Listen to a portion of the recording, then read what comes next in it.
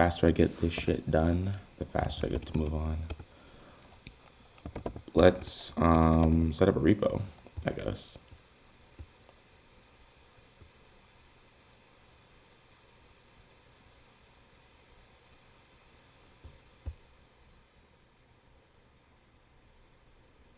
Huh. He's like active on GitHub. I'm only following one person. Anyway,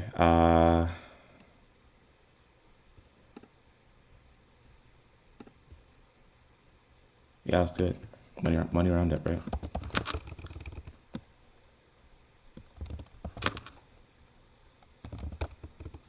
Money. That's fine. If I like it, I'll make it public. Well, public is fine. Whatever. Service. Say this service sends me an email notification. I'll say it sends me, wow. I'm so there now. Sends me a daily email notification about my overall spending.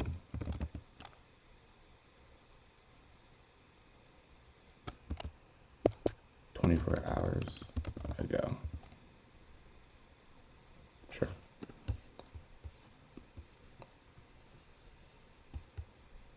README, probably. Hit ignore. This is gonna be a Python. This is the, well, this is a repo for what? This is a repo. This will probably contain Redis config, the processing, and the sender. But they're gonna be different apps, right? Yeah, there'll be different apps. And only one is exposed to the internet, by the way. I'm checking my phone. Why? Stop. Okay. Yeah. Yeah. Yeah. Yeah. Yeah. Yeah. No, I'm doing that. Okay. Let's get it. Let's get it. Let's get it.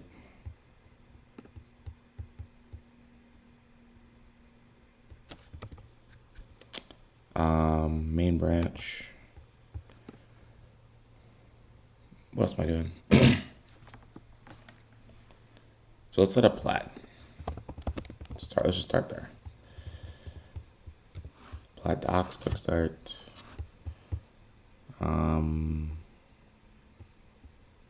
So I have an account, right? Let's look at that. Log me right in.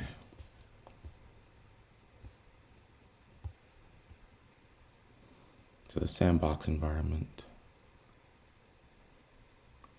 Test with detailed sample data.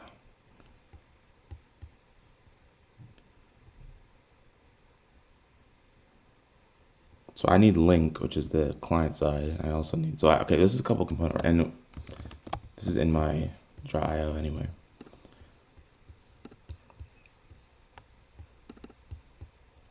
Right, so we've got the, hey, water.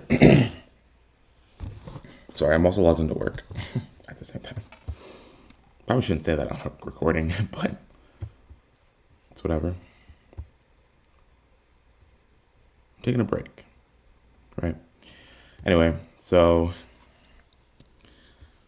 the processing service has a front end, which provides the link, and a link is the place where you, yeah, okay. So let's set up, first of all, the back end. Oh, the endpoints we need. So non-docker is git clone this. So I can look at the actual repo. Plat quick start. Ooh. Last touch 2 months ago. Lovely. Only Python 3 is supported. Python 2 is end of life. Wow. So CD into Python to .python. Oh. Sure. Start.sh.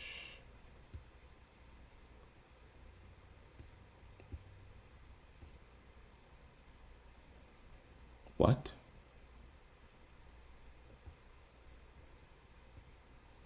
What?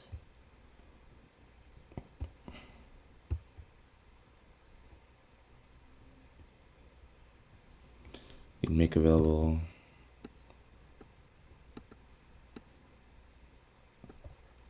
Sorry, I'm reading. Okay. Let's see. The actual code here somewhere. Python code is here for the quick start. Docker file. Server.py is the actual like Python file. Oh my god.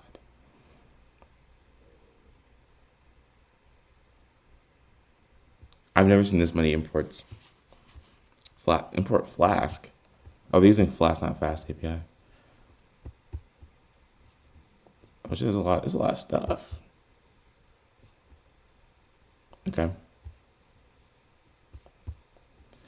They run it on port 8000, or they have port and environment variable. Otherwise, default is 8000. Is there a main? This is main. App.run. Okay. Cool.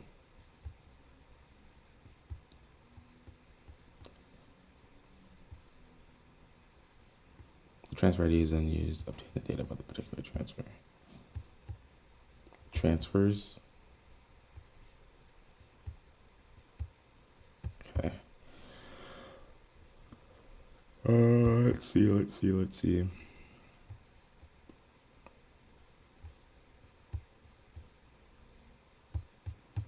top down. These .env to load env. That's common. It works. Cause I did that at once and I was like, is this even a thing we can do? Yes, it is. Empty to none. Okay.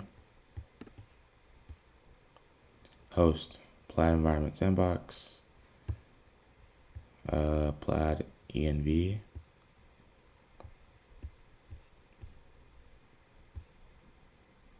Plaid redirect URI, empty to none. Empty to none takes a field value, os.get the field. It value is none, or length of value is 0. Return none. Okay. So so why not just use .get? Why use empty to none? Oh, we're converting empty things to none because empty is not false, is it? Is empty false in Python? Is empty? Wow.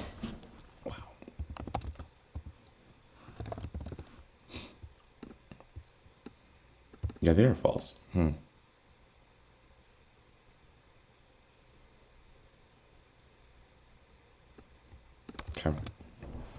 Anyway, so we have an API client with some config. We have a host, which is a host. API key passed in from the stuff and secret, and then the plaid version is hard-coded. Products. What's plaid products? Get products. Transactions. Append to a list of products. Okay. Access token, payment ID, transfer ID. We store the access token in memory in production, stored in the secure persistent data store. The payment ID is only relevant for UK payment. Transfer ACH product. Store the transfer ID in memory in production, stored in the secure persistent data store. API info. Return the access token, item ID, referring to the global ones here or somewhere up here. JSONify the response because they're using Flask. Create link for payment. Create link token for payment. So payment initialization recipient will create request. John Doe, Bax nullable. Wow.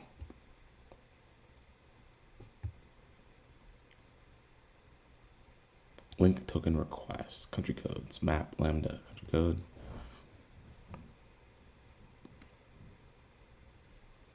So loop through country codes and, okay, cool.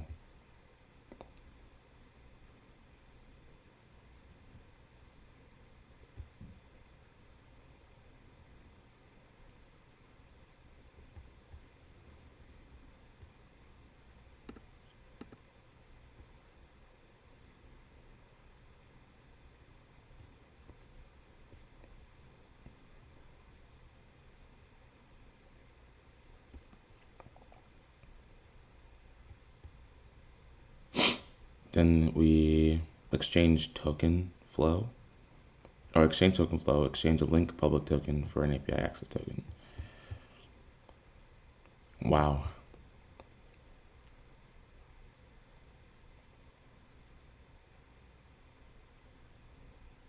This is crazy. So,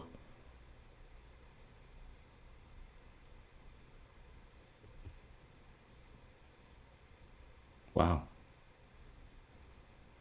Okay.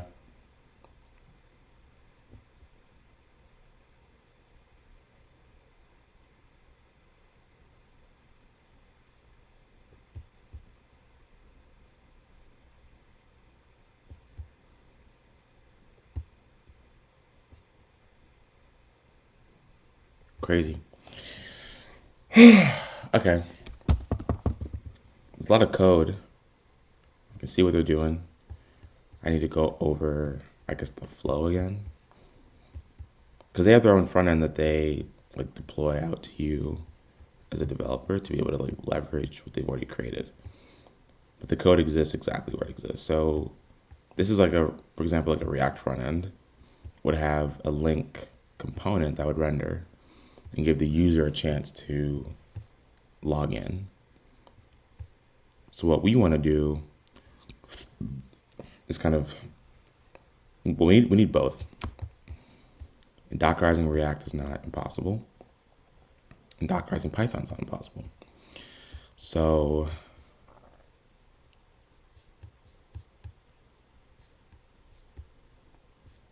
and this is without Docker, right?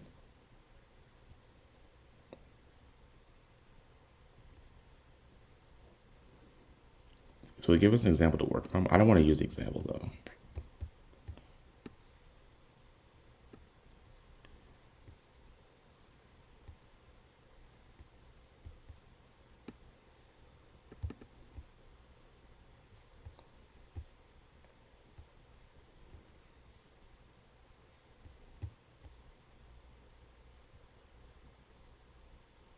Okay.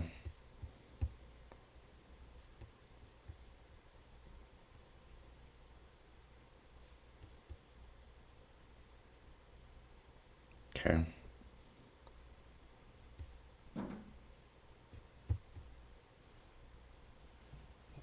You hear that? Who am I talking to? But that's crazy. Oh, sorry.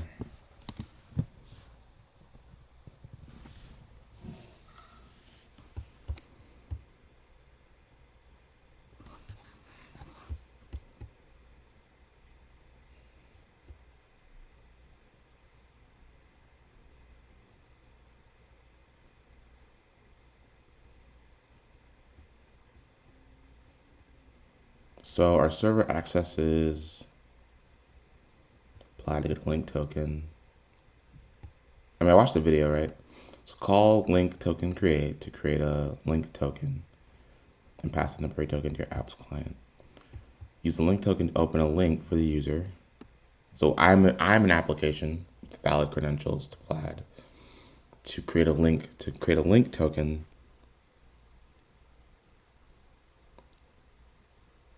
to open a link modal for the user on success. So they successfully log in.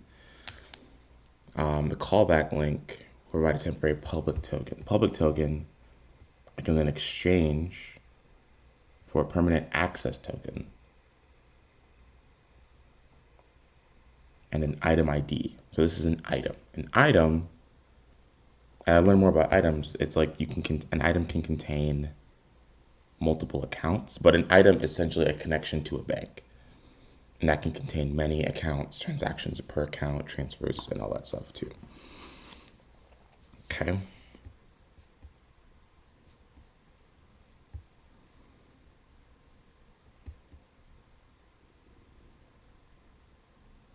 And they're walking us through like, okay, got you.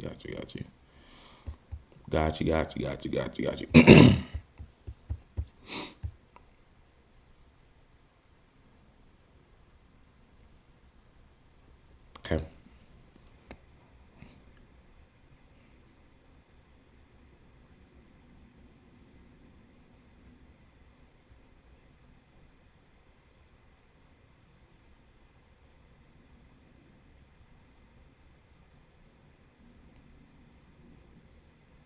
Okay. Yeah, let's just get through the ting and get it done.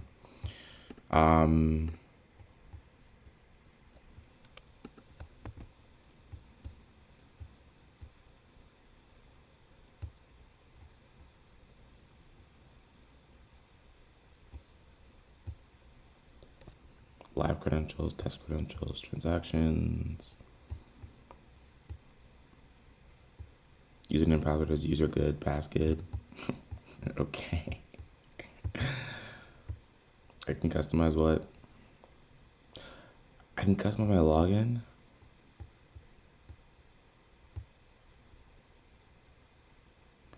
You're kidding. That's crazy.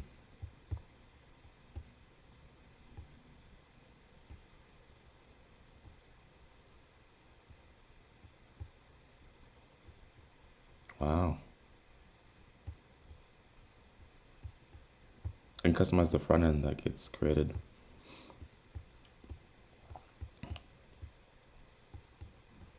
It's kind of cool.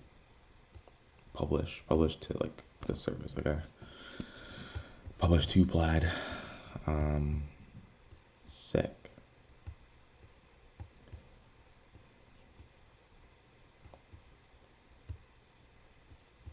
Consent. Have unsaved changes. They go live instantly. Nuts.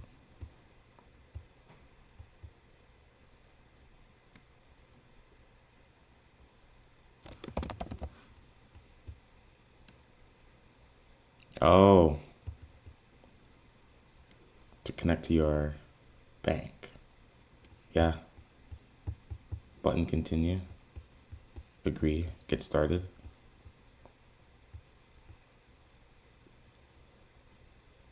Wow. Oh, okay. I can like change the. That's crazy, dog. You can do this. Change the results. Exit buttons here.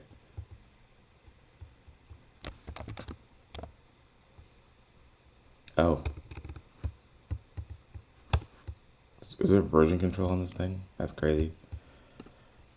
Then there's like. This is in beta, data transparency and success. The continue callback.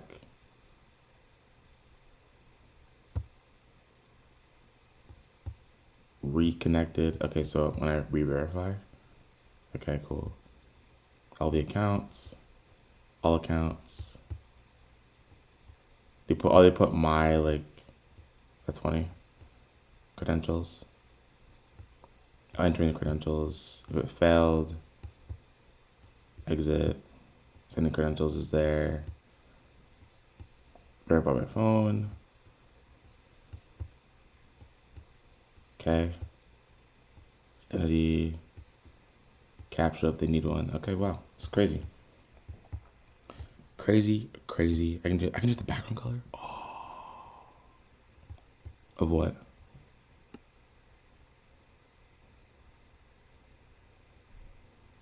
Oh, on large screens. Yeah, publish that shit.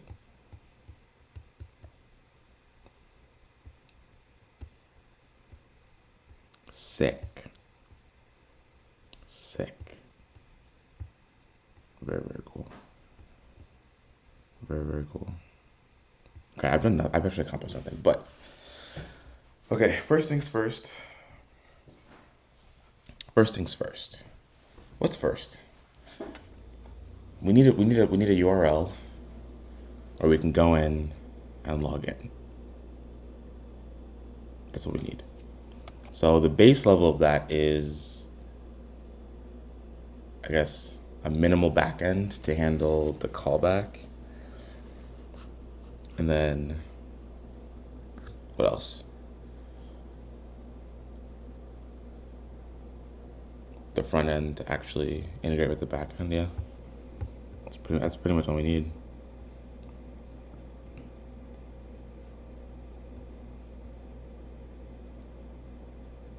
So how do I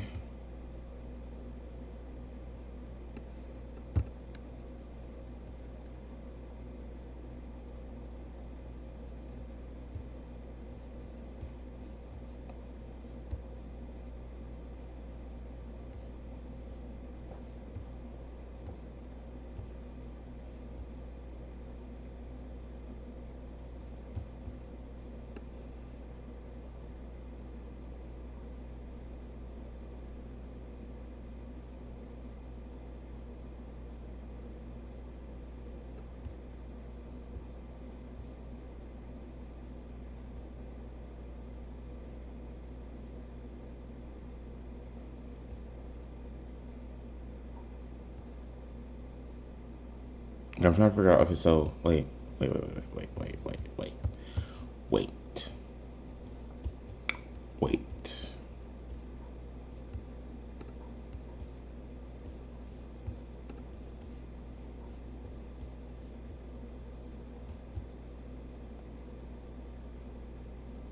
Oh, so for this test sandbox, user good and user pass are fine. I'm sweating. Is it really that hot in here? I'm legitimately sweating, bro. I don't take this off. I'm cold. Let me take it off a little bit. I feel like a girl. I'm not that fragile, but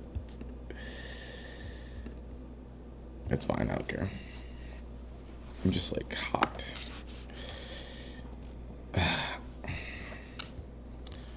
What? But the code is an example of how to set it up, right? So let's go to the code again. All right. So it's a Flask application. The front end.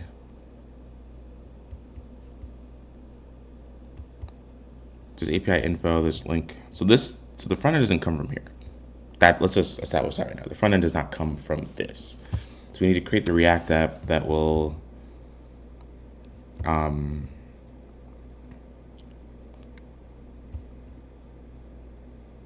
so we need the React app, or we need whatever we need to get this front end up and running. Okay, let's get the library connected and everything like that. Where are we going? Yeah, let's hook up the opening. Okay. Branch. Front end. I'll say front end init.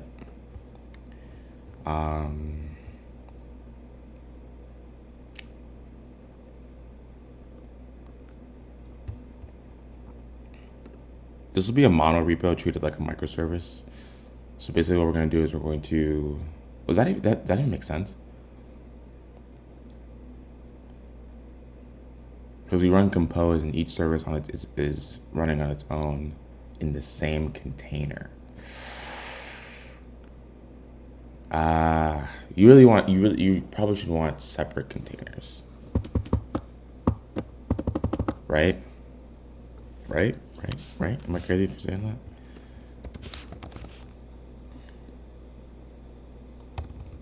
I messed up my iTerm. macOS terminal replacement. iTerm 2.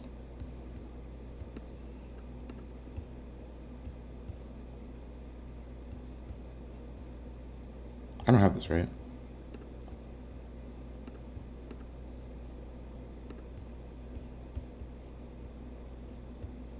check item 1. Let's get item 2, baby. You know? Oh, it opens up as item.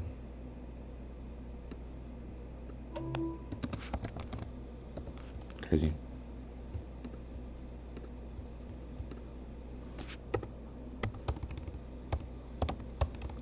Okay. CD into documents, GitHub, CD into MoneyRoundup.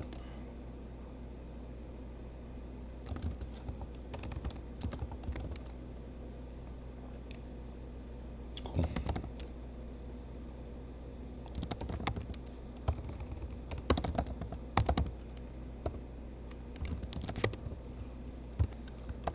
Let's create a React app.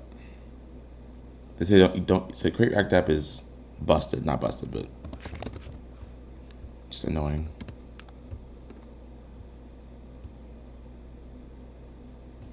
I think Vite is one of the new up and coming V 2.0.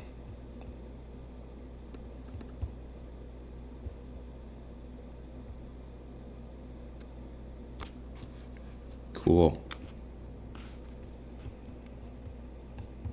Let's do a little tutorial quick.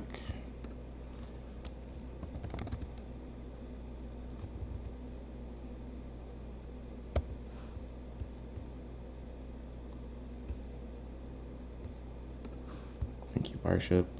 Vite, a JavaScript build tool that simplifies the way we build and develop front-end web applications. At its core, it does two things. One, serve your code locally during development, and two, bundle your JavaScript, CSS, and other assets together for production. There are many other tools out there that do the same thing, like Webpack, so what makes Vite different? Well, it was created by Evan Yu, who also created Vue.js, as a way to both simplify and speed up the build process. Not long ago, web developers had no native way to combine JavaScript files together in a modular way. This led to tools like Webpack and Rollup that concatenate multiple files together into a single bundle for the browser. The problem is that this process becomes increasingly slow as the app adds more code and dependencies. In 2015, ECMAScript modules were introduced, and by 2020 had wide browser support, allowing developers to import and export code from different files in the browser. Vite leverages native ES modules in the browser to load your code instantly, no matter how large the app is. It also supports hot module replacement for an extremely fast feedback loop during development. When building for production, it uses Rollup under the hood, so you don't have to worry about configuring it. It's an opinionated tool that provides conventions that work out of the box for the majority of developers. To get started, run npm init vite from the command line and choose a starter project with your npm init vite. Today's TypeScript. TypeScript is TypeScript for those who developed React, and I've used React for projects using vanilla JavaScript. When it's complicated enough, TypeScript, I believe, would have helped. So let's just run that. So I have Node, right? Node is a command I can run. Exit. How do you exit? Is it quit?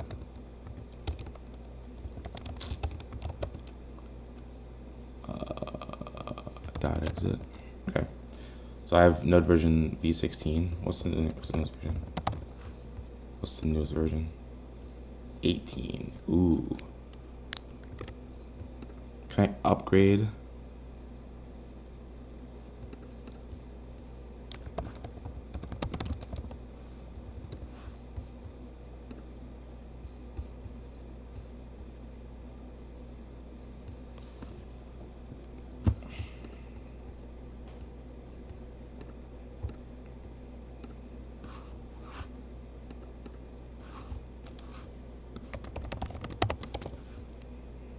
I haven't touched Node in a while.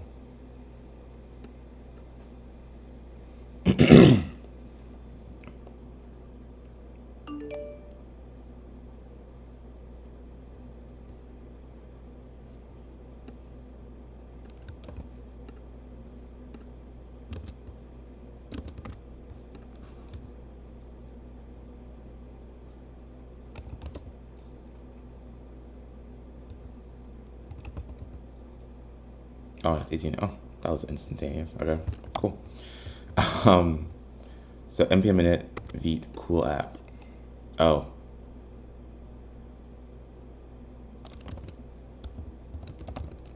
How's this? RM. happen.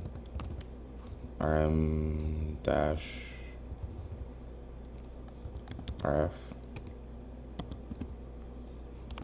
Okay, so I said npm init vite.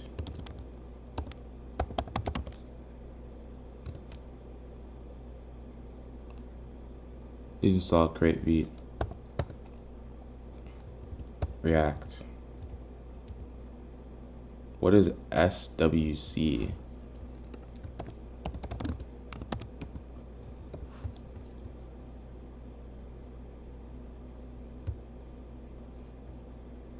What?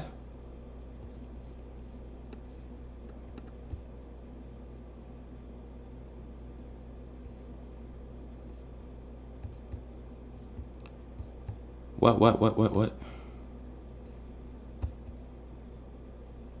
Oh, I'm an idiot. It's not even relevant. Well, this is relevant.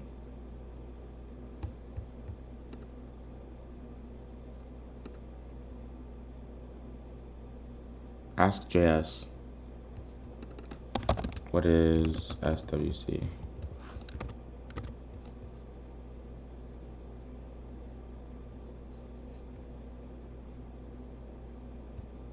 SWC is a, wow.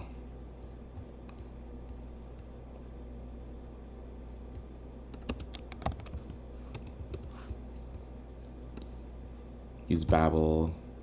Oh, talking about, okay. By using Krakow SWC, use the SWC compiler to compile what happens to the Babel. Okay. So is it better to use SWC over Webpack? I guess. So we're gonna use TypeScript, right? Oh, it's gonna be such a learning curve. In a week? Not scared, bitch. Okay.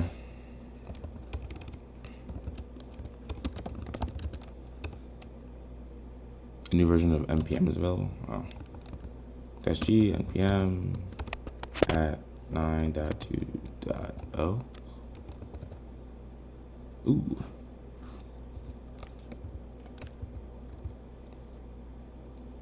Alright, run sudo.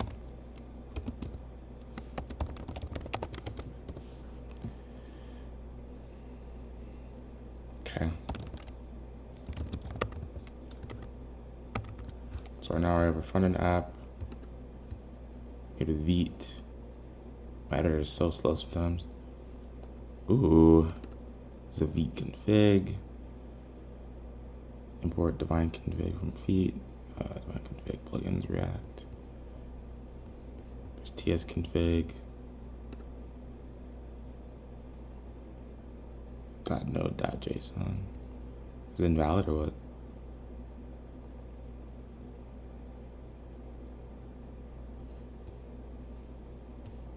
Okay. What's my language here?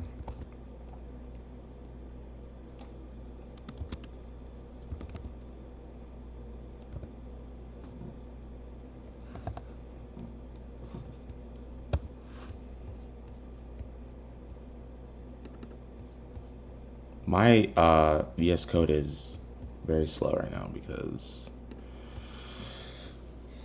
I'm recording a video at the same time. Let me log back into work while that happens.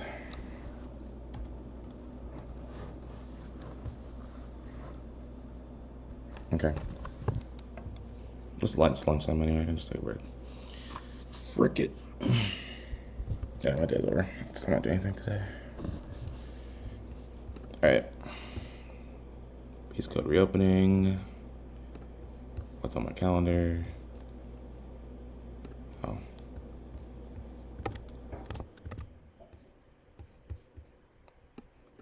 Okay.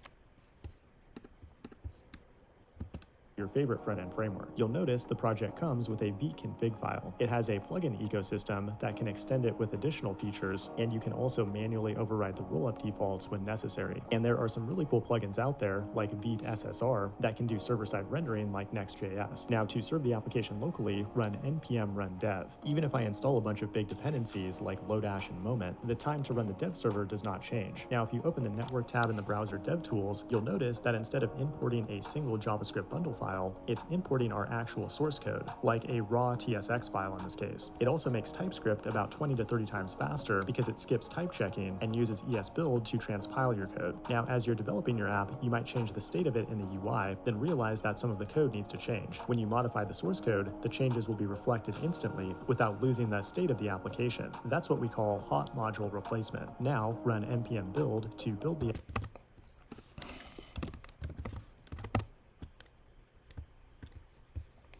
These errors.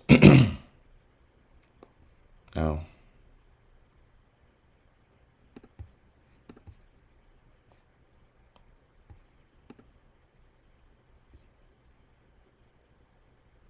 Oh my God.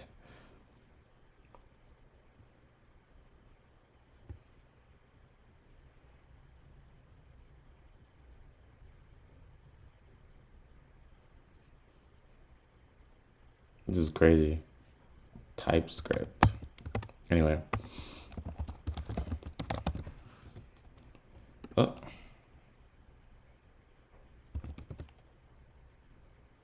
Where am I?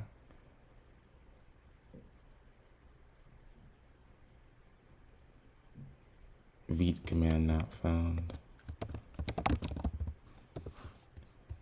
Where do I need a bug, huh? Oh. I should have done it now.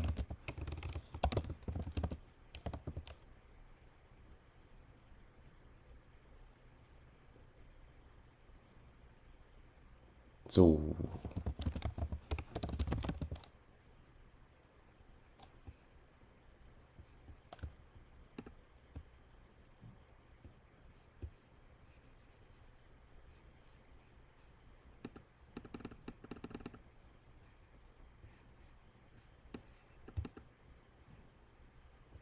crazy. As you said, you know, in the network tab, we've got, of course, there's no one. Yep, app.tsx. Just there. Nuts. CSS there. Nuts. Okay. Weird. What else is going on here?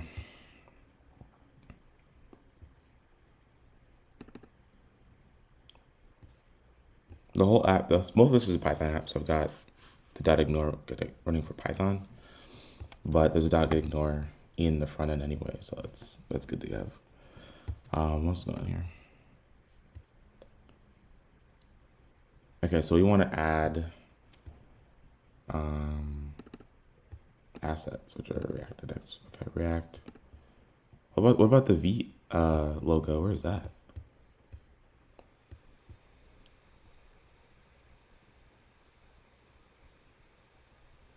Oh, V dot something. So where's the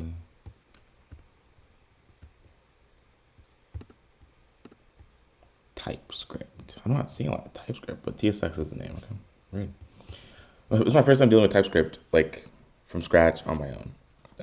A front end dev on my current Wells Fargo team switched to TypeScript for the React app, and I had to leverage it.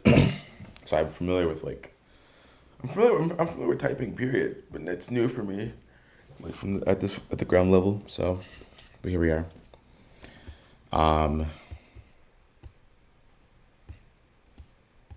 Wow, my VS Code is slow. I could have too many plugins running at the same time. That could be it too. Like too many extensions. I have 65 extensions installed.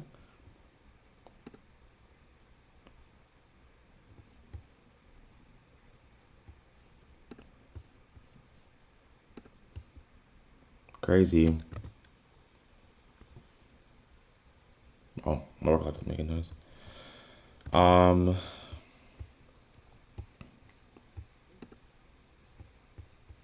Azure repos. Why do I have Azure repos here? C++, uninstall, a debugger for Java, uninstall. What?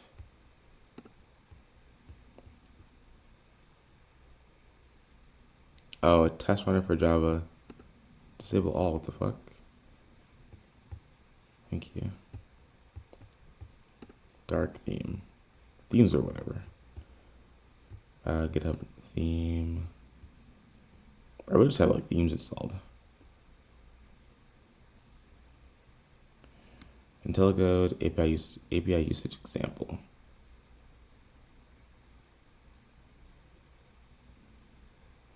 Oh, that's the one I care about. I have Jupyter stuff. I have PHP IntelliSense. Why? God, it's so weird.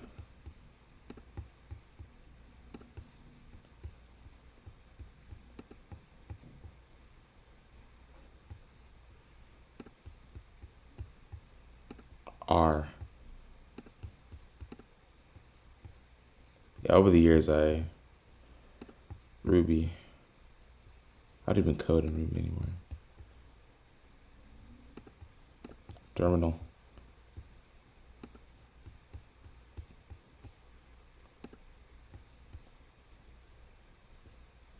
What is this?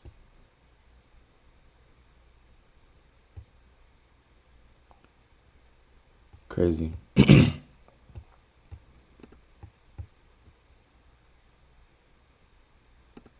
I just installed whatever I wanted to. Oh my god. I just installed whatever on this thing. Okay.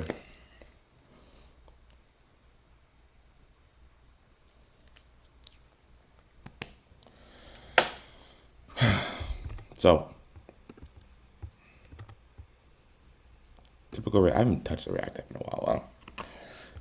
It's all coming back to me now. They have a front end, I believe, somewhere in here.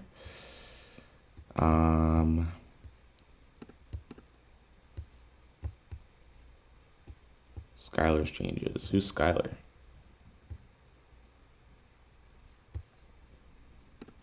Source, FTSX, styles, app. These are contexts. Get info, use callback.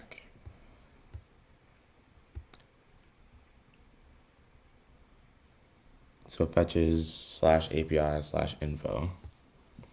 Method post.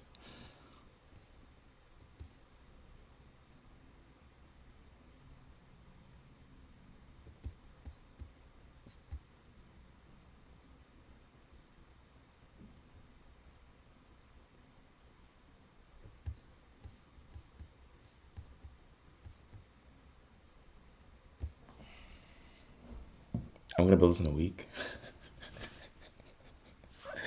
I'm gonna build this in a week. I'm like, I haven't touched. Oh my god, it's been so long. What have I been doing? I'm doing Apex Application Express. Yeah, that's why I need to get a new job. That's why I need to get a new job, or that's why I need to find a way to get back into CAF. Cause what the heck? Cause what the heck? I'm literally so lost. Alright, I recognize use effect. Init is an async function. Async, I guess, anonymous function. Or what's it? Is that not? What's the term for that? There's a term for like what kind of function that is. Anyway, await get info. If href includes OAuth, dispatch, set state, link token, local storage, get link token. Okay. Generate token. Init.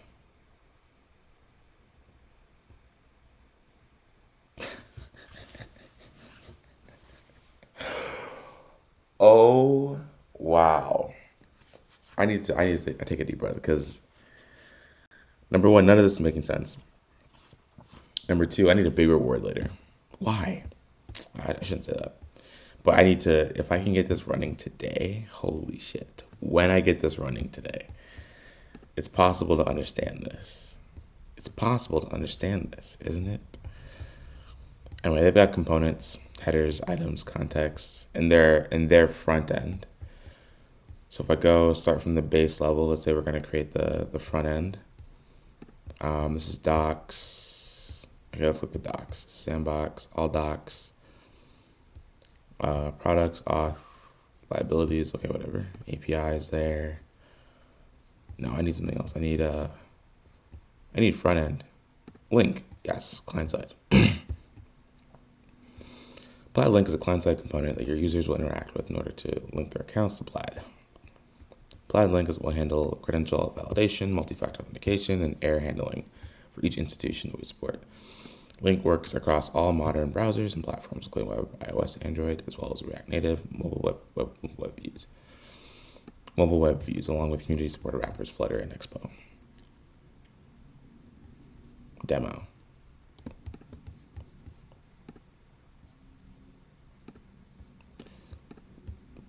English transactions.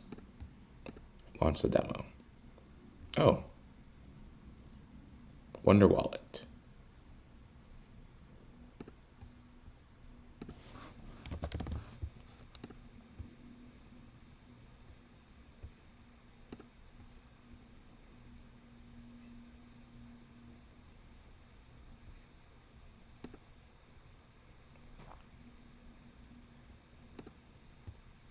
Crazy. Okay. Link flow overview. Yes. Initializing link. Link is initialized by passing the link token to link. The exact implementation details of passing the token will vary by platform. For detailed instructions, see web. Customizing link, returning user flows, error handling. Okay. So for web, which is right here. Okay. So there is a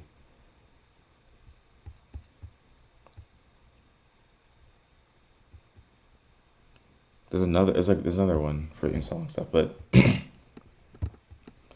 yard add. What is this?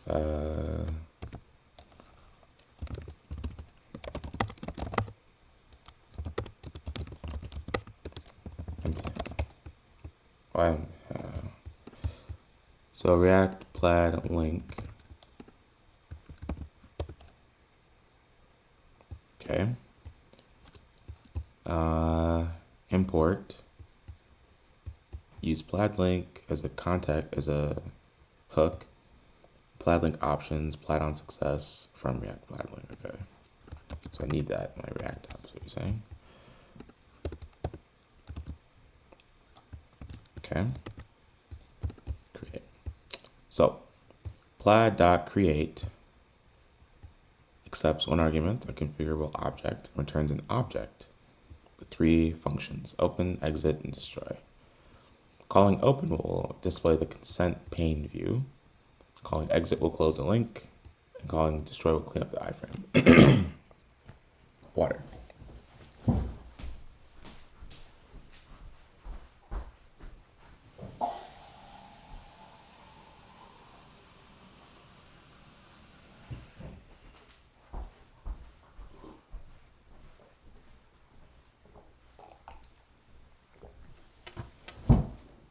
Okay. When using the React SDK, this method is called use Plaid link and returns an object with 4 values: open, exit, ready, and error. The values open and exit behave as described above. Ready is a pass-through for onload and will be true when link is ready to be opened. Error is populated only if Plaid fails to load the link. Link JavaScript. Okay. There's no separate method to destroy link in the React SDK, as unmount will automatically destroy the link instance. Control whether or not your link integration uses account selection view from the dashboard. Okay. Token. Specify a link token to authenticate your app with link. This is a short-lived one-time use token that should be unique for each link session. In addition to the primary flow, a link token can be configured to launch link in update mode for items with expired credentials. For the payment, see this, okay. On success. So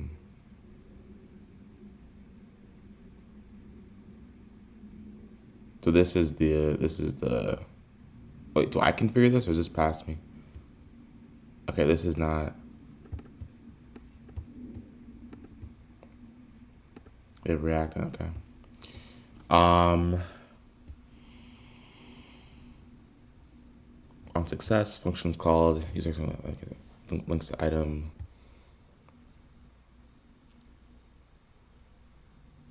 Oh.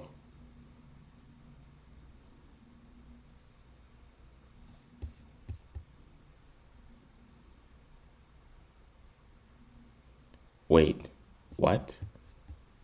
I'm confused. Do I write this? Do I copy this code, or is this like? No, okay, let's figure it out. So on success, the on success callback is called when the user successfully links an item. It takes two arguments: public token and metadata object. Public token display once the user has successfully linked their item. Display once the user has successfully linked their item. It's institution.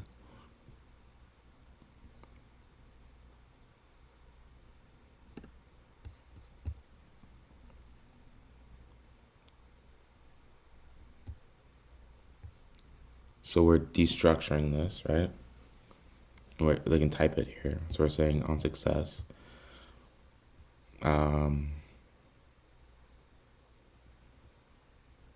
Fetch yourserver.com, login save metadata, which comes in name and institution ID, accounts,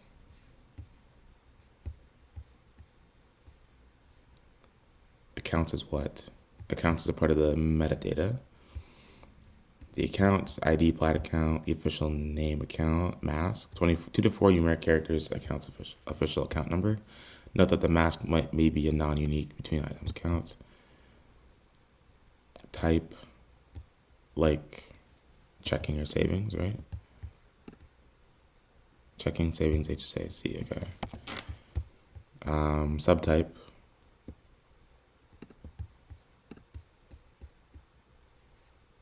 There's sub. Oh, like, okay. So there's depository, credit, okay. Verification status. Indicates an item's micro deposit based verification status. Possible values are pending manual, automatically verified, manually verified, verification expired, verification failed, null. Class type, account. Appreciate it, use accounts instead. Link session ID, a unique identifier associated with the user's actions and events through the link flow. Include this identifier when opening a support ticket for a faster turnaround. Transfer status, complete, incomplete, on exit. So it comes back looking like this. So you have accounts at a bank. This is an item. An item is a connection to a bank for a user. Users can have many items, and an item can contain many accounts at a single institution. An item can contain many institutions. No, an item I think is one institution. I can look that up later, but I forget. So on exit callback is called when the user exits the link without linking and linking an item. Okay. Okay, what else is here? On event.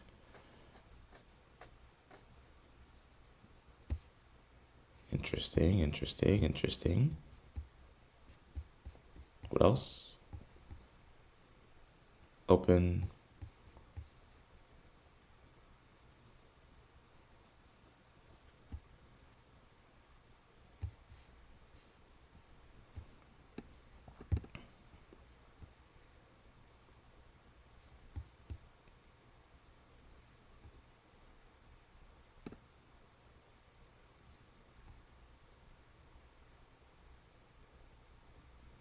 Using plaid link with an OAuth flow.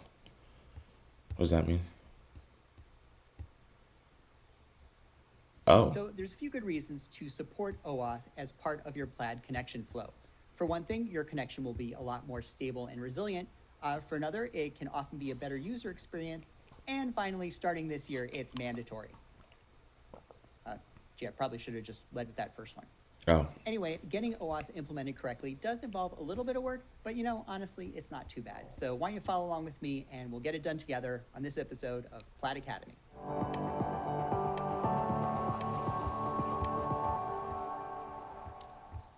Okay, so for the purpose of this video, I'm going to assume you already know how to talk to the Plaid API.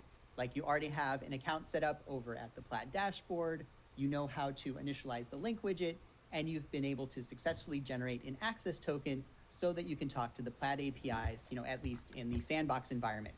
If you haven't done any of those steps or you just need a refresher, why don't you go ahead and check out our quick start video and then come back to this one. It's okay, you can pause this, I won't be offended. Psych. All right. Well,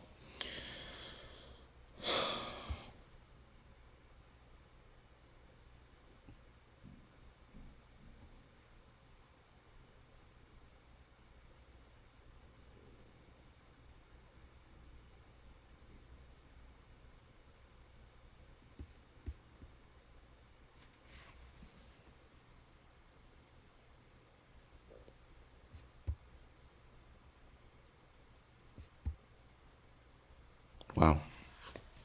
Anyway, OAuth is like third-party authentication, so it basically separates. Well, I don't know. I understand the I always say I understand OAuth, but then whenever I want to explain it, I'm like, I have no idea what OAuth is. That's not true.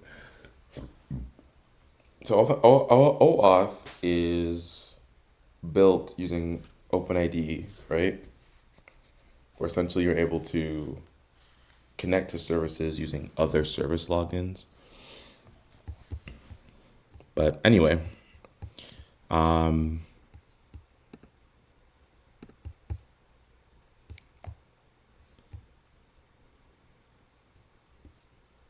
launch link.tsx, that's what I kind of want.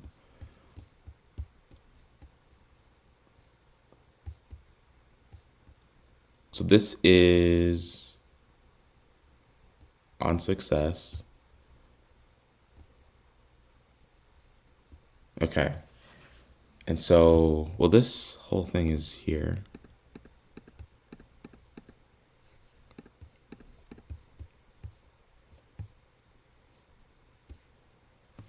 Okay.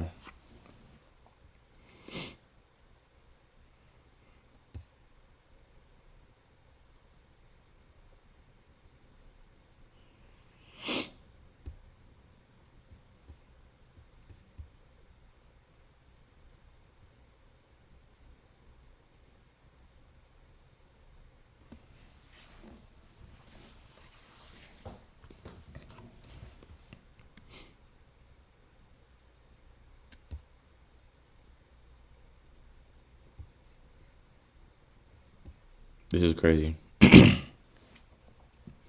What a. Okay, if I give myself 2 weeks, I'm feeling easier about it. But I'm also just like, do I really want to take 2 weeks? If I had a week to get this put together, could I do it? What a great challenge, right? Uh, oh, there was an update 12:15 when I installed the thing. Yeah, probably. No, when I copied that code over.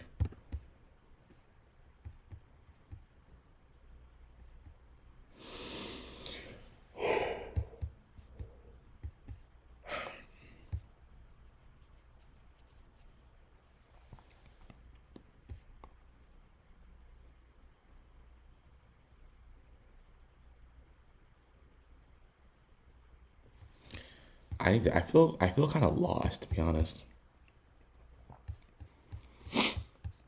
But asking the questions what gets you in the door, right?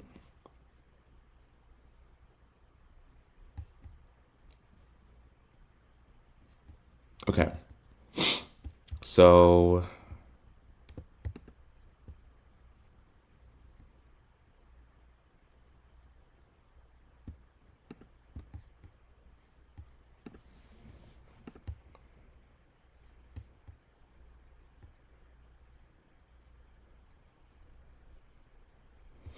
Welcome to Plaid's Tiny Quick Start. The repo contains 4 folders. Full stack app that implements support end-to-end for Plaid product endpoint.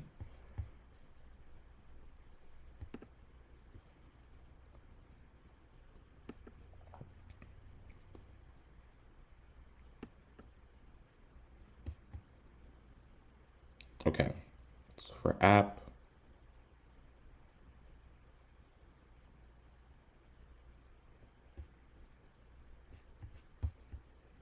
oh, this is what I was looking at earlier, right? This is different. This looks different. So there's app with the token, data, and loading.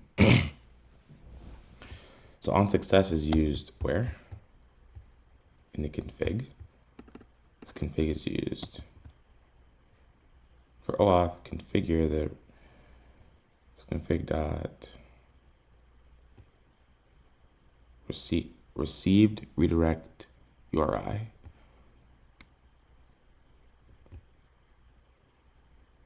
Okay, so for use Plaid link, we need to set up a config. And with our config, it returns back some functions that we can call. Let me write that here, right? Like we're destructuring something. So yeah, and it's been a while since I've touched React, like I said, but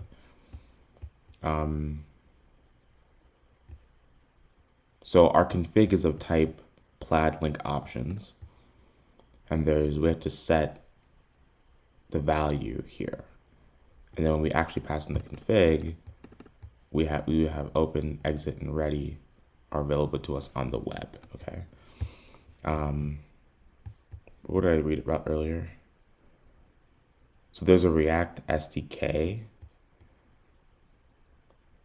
The method is called saying use Plaid link. It returns an object with 4 values: open, exit, ready, and error. So why is this one only returning 2? I guess they just don't care about the other ones, because it never exits. I don't know.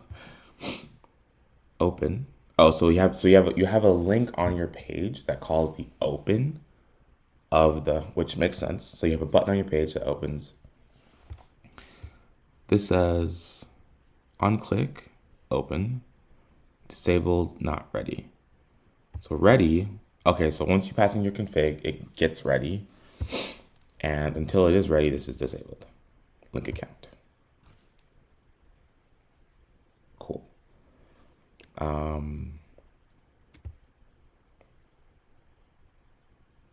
Not loading and data not null. Object.entries, data.map an entry to I, and then you're putting out, stringifying some entries. Okay. So they're pulling some data from somewhere once they run some code. Otherwise, okay. Use effect, if token. What's this? So create link token is a React use callback, which says if includes OAuth state ID, then pull it from storage. Else fetch create link token. Okay.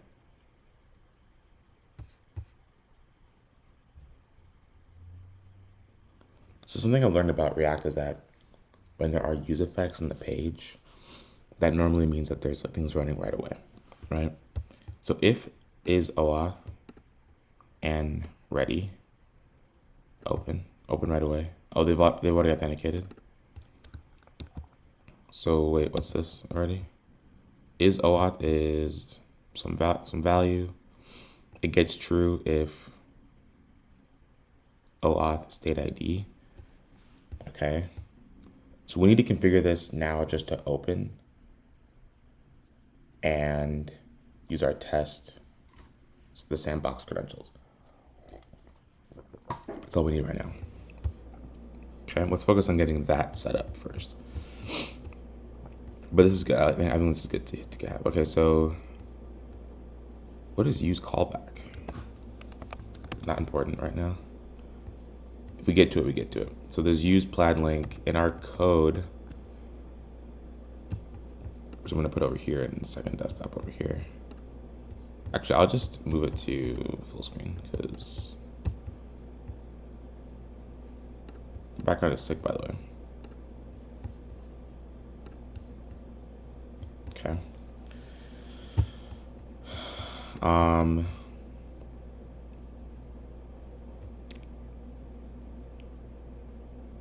Okay.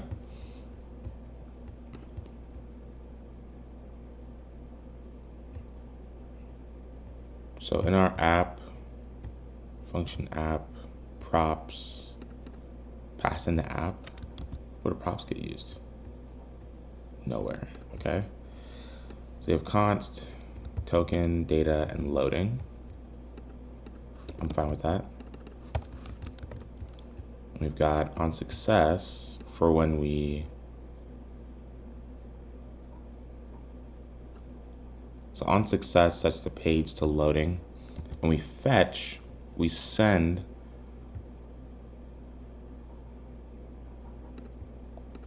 so we send our exchange public token to the back end, right? And so the rest of that flow gets put into place. So get balance then says it's a callback. Oh. So, okay, on success, we say set loading true. And then in here, we say set loading true. And we await a fetch with a balance.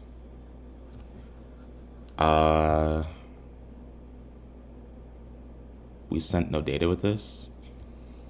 Then we say await response.json, set data, loading false, set data, and this is a callback. So what's React? Use callback. What's this? Beta. React docs beta. Use callback as a React hook that lets you cache a function definition between re-renders. Reference, a function and dependencies. Usage, skipping re-rendering of components, updating state from a memoized callback, preventing an effect from firing too often, optimizing a custom hook.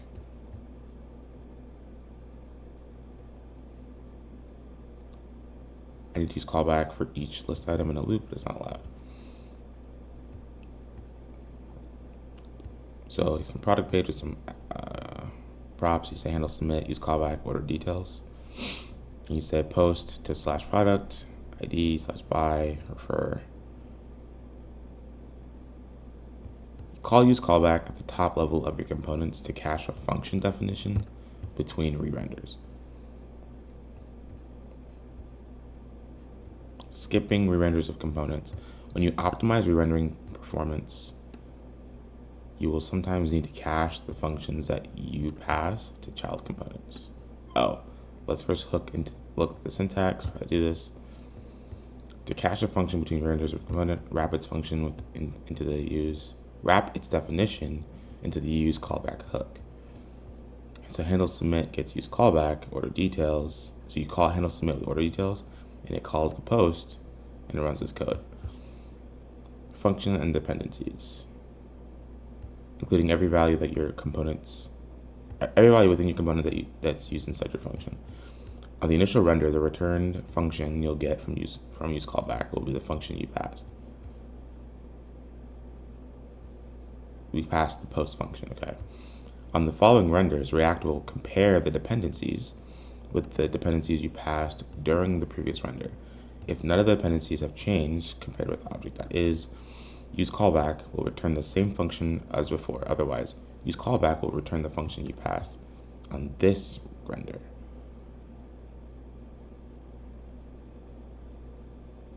Oh, so the function we passed is defined here, and it's changed based on whether or not the items here change. Okay, cool.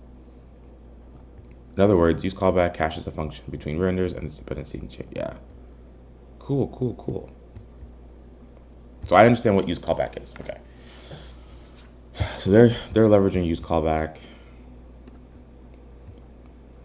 because if data doesn't change and loading doesn't change, so why would they use set loading as one of them? Well, set loading, if loading's ever true, I guess refetch the balances. Call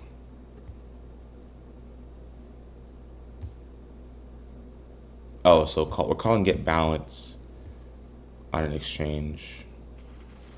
Okay. And they're using callback everywhere, by the way. But anyway, so I'm really looking for that flow, right? We're looking for the open flow. On success is a callback, async for the public token. I looked up where on success is used. It's in the config.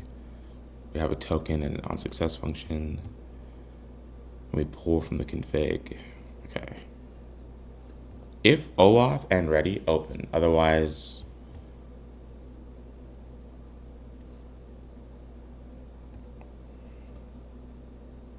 manually click open. So we don't have OAuth set up yet, do we? No, we don't. So the config is of type plaid link. So okay, I'm starting to get this now. So our config, before we even get to the app itself, or to the return statement, our config is configured here somewhere. It's a type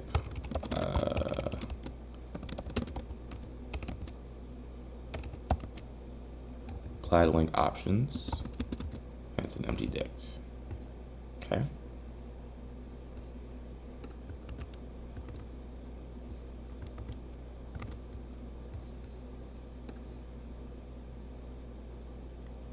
On success, on exit, on event, token, redirected, required for OAuth. This is not using OAuth, but you kind of have to use OAuth though, right? We'll get into that later. This says, what does it say?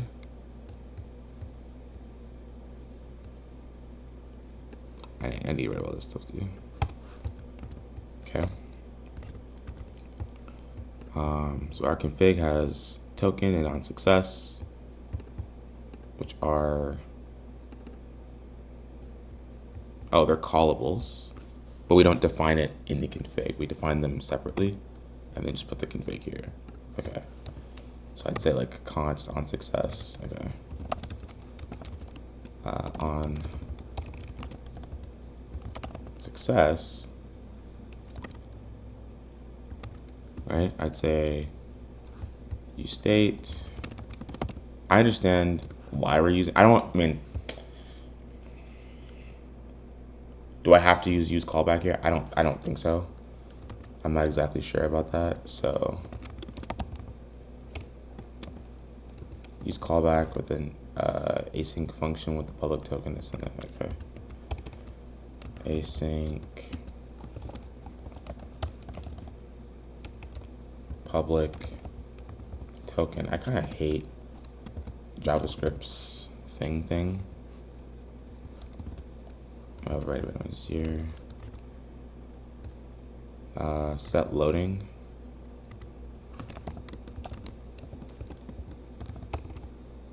True. And await a fetch to our API. So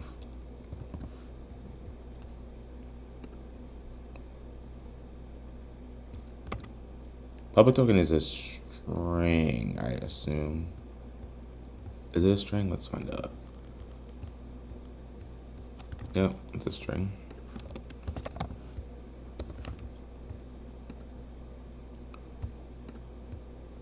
So the config is plaid options, and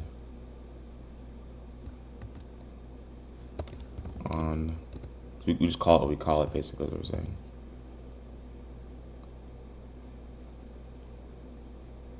Type on success is not assignable to type plaid link options. Plaid link options is a public key, or wait, what? Am I nuts?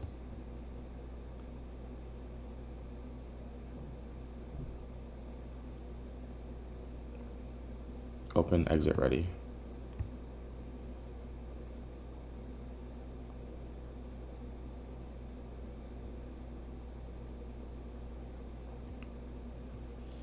Okay.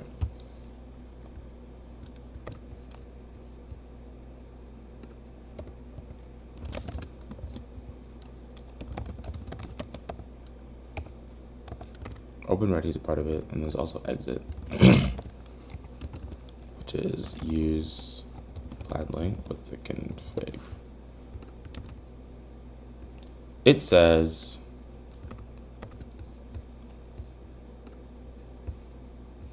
plenty of errors in the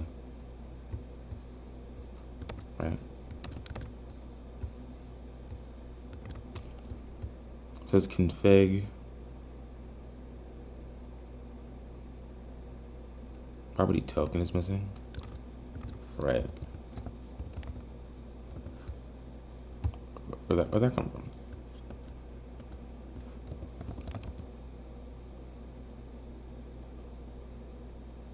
What's payment token? Where's this coming from? What is this? Property. Oh, it knows in the config. Oh. Okay, interesting. So token on success, on exit, on event, on load.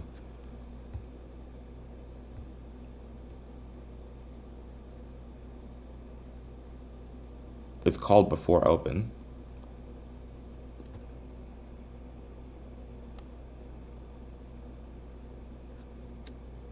Cool. So on exit.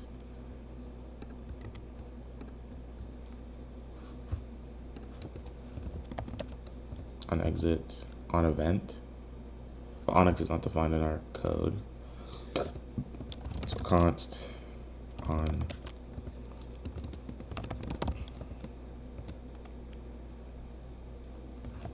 make it async. Why not?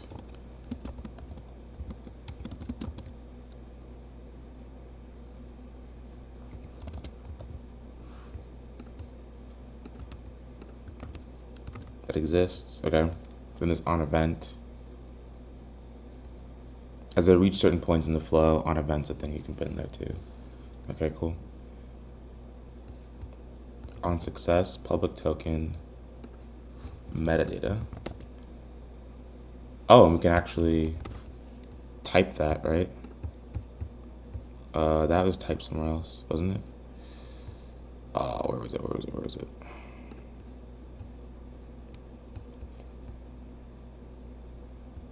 That's what I want. I saw that. Where did I see that before?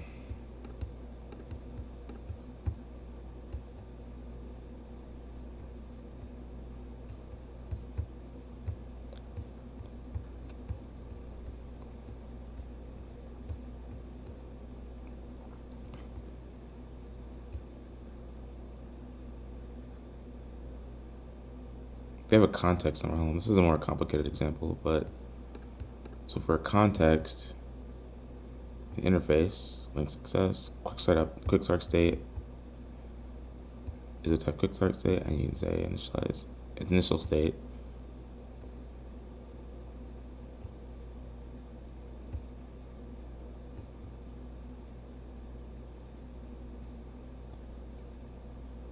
What is this? This is the context. Okay, whatever.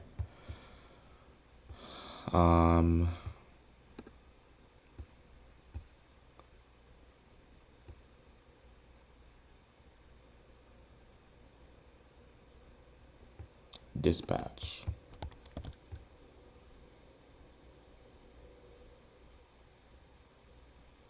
State backend false.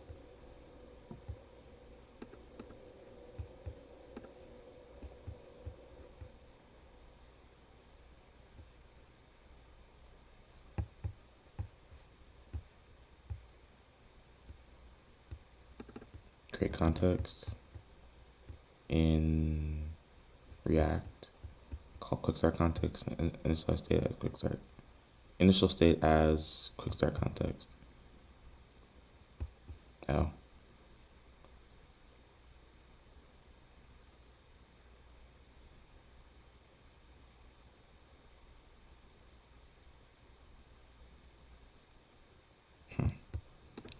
Okay.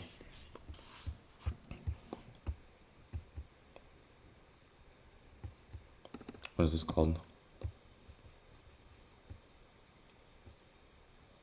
If token null, create link token. What is that? If we have OAuth else, fetch create link token.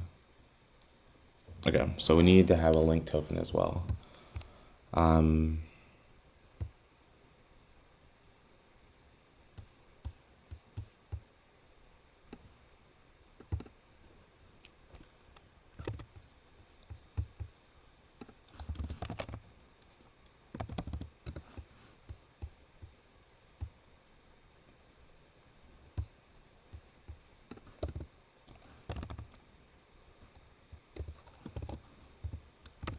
How do I use this thing? I forgot to use everything. I haven't written like bare React code in a long time. I even doing this right? Yeah, so if a token exists somewhere, so token equal null, then we have to make a call to the backend to generate token. So create link token as a function call. So then use somewhere up here on success, on exit, call it here. Well, how do they create that function? Const, we have to use callback. Okay, they're using callback a lot.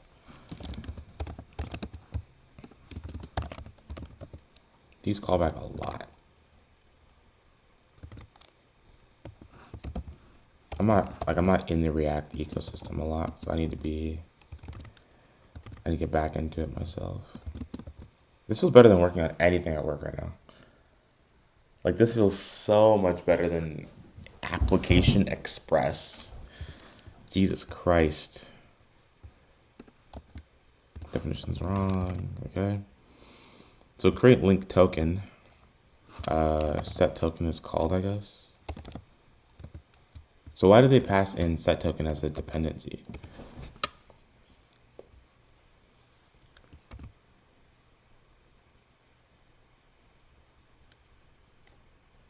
It compares set token. Okay. I don't know. We're not. This front end is purely for getting me signed up, and then once I'm connected, or it's gonna be two parts, right? Not sure how they'll be related, but there won't be a login. It'll be, you can just like connect to a bank account securely, and then, well, I shouldn't say that.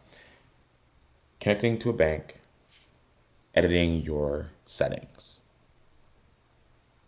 Okay, so it's gonna be like a user. There will be user accounts essentially. Yeah, there will be user accounts. Once you have an account, you just link to a bank. Once you created a link, so me, I guess me for now. So once you connect, write this out a little bit. So you connect to your bank, right? My phone's, oh my God, my phone. Oh, look at that. Nothing going on. So connect to your bank, and then once that flow goes well, first it'll log in, right? So fuck that.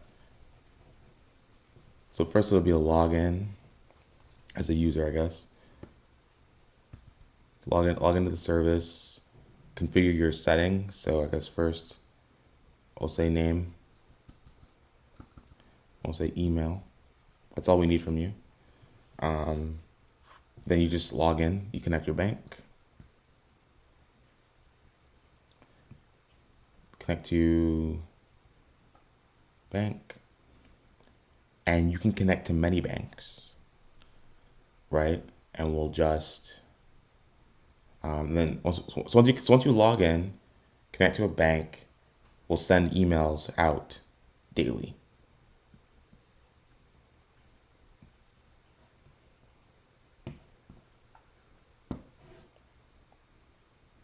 There will also be a view on the UI for the accounts you have connected.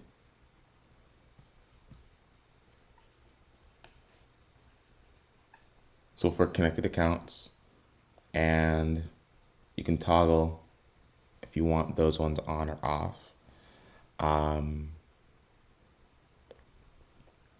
Your email can change. I mean, we're gonna do a Google login.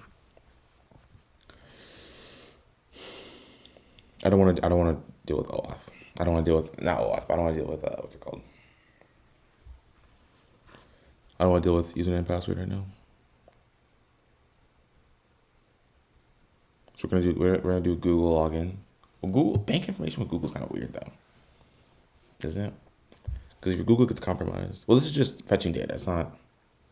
Yeah, that's fine. So we'll toggle active pulls. So if you connect to 3 different banks, you can toggle whether or not the service will go and fetch data for. It just fetches all the active accounts. It'll fetch data for active accounts. You can also have re-verification here as well.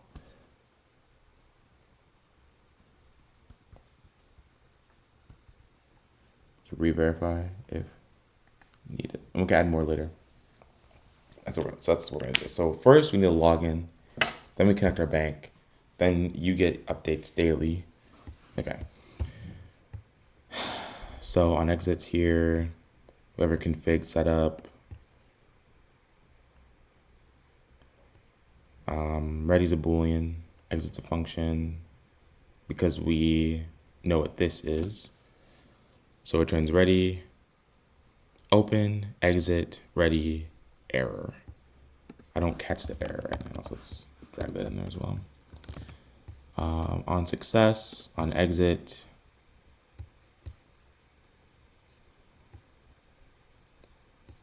config should pass back a link token. Oh, with a link token. Okay. Is that like its subtype or something? It's of type options, which returns. Oh, so it's of type public with public key or with link token. Okay. So create link token. Create link token.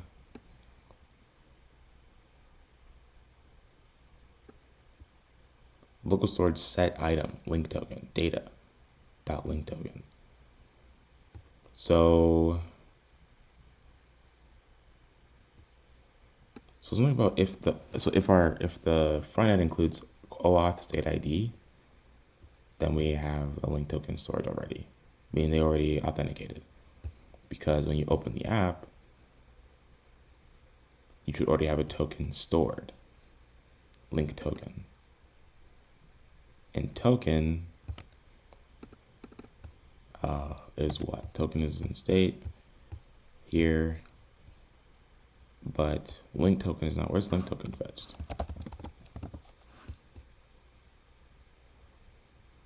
Okay, so yes. But there's no state to set link token though, to set the token though. Like it's not in the use. I don't know how that works. Anyway. Anyway. They don't use exit and they don't use error. So, whatever. Well, there's no exit for React, right?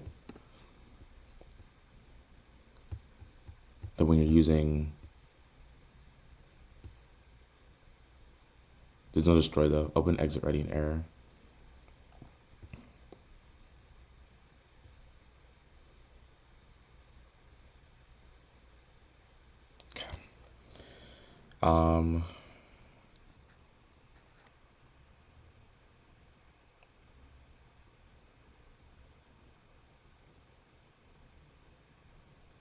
Open, exit, ready.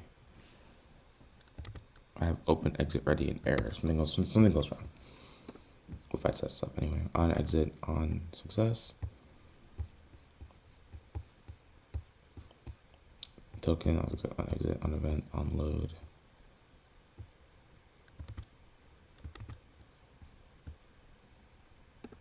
What's the on event? Where's on event? What event? Oh, it's on here somewhere.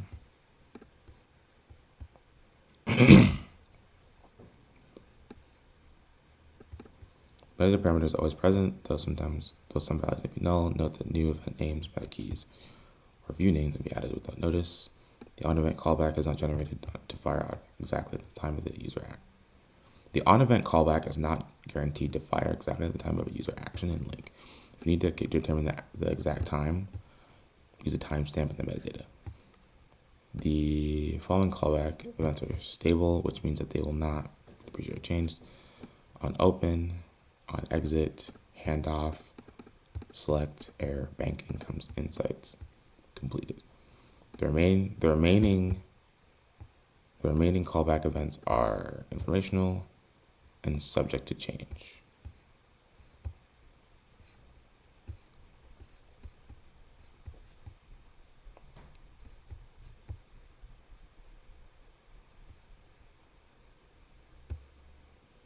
You can hook into so much. Oh my God.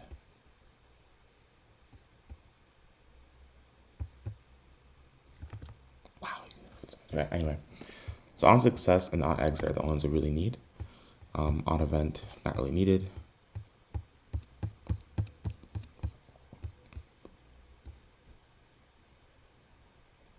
And token, we got by using OAuth. Okay.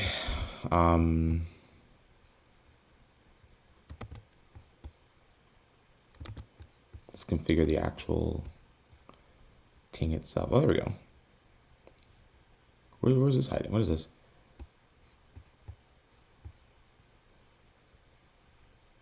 Oh yeah. Is OAuth.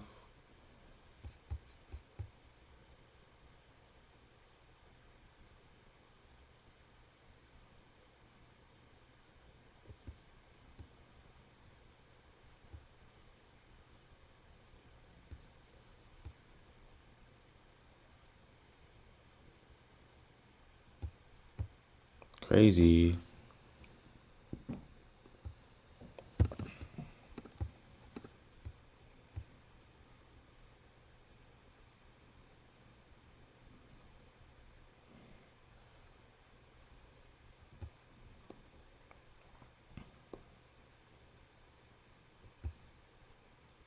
So when you load the page, it either automatically opens or it's hidden behind something else.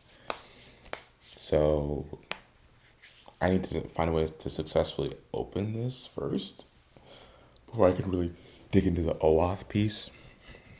They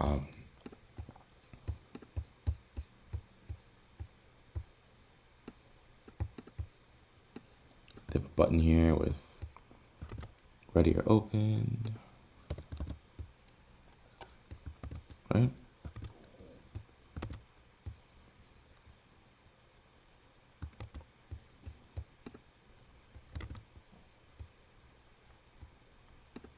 So then create link token. Create link token is what? Create link token calls the backend. I'm gonna go back to the overview. Not docs, but not docs either. Where am I going?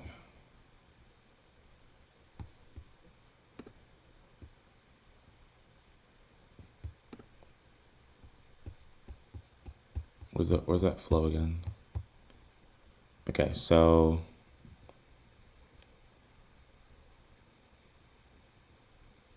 when the user logs in to the service, they should fetch a temporary link token to be able to connect their accounts. So our backend service needs to create a link token. Okay, so now I need a fast API application to actually hit this endpoint with. Because if you look at the tiny one, they're saying if it's OAuth, there should be one already like enabled. Else, create link token. Like create a session for a user and send it back. Yeah. So we're not going to store. Well, we shouldn't say that.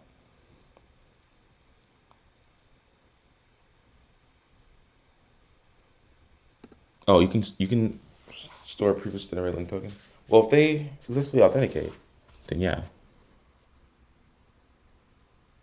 Okay, weird.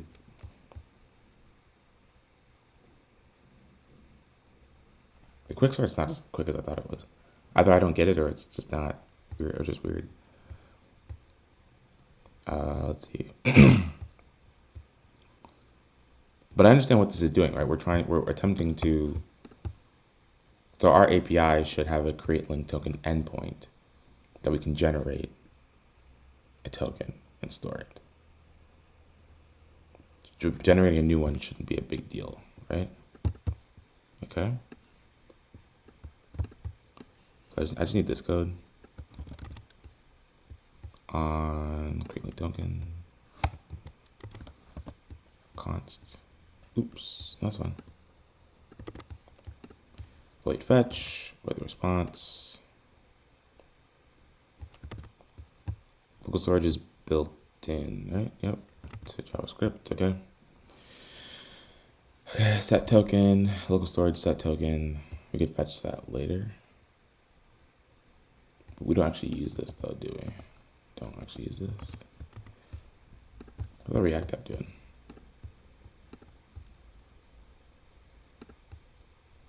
Click that button. What is that?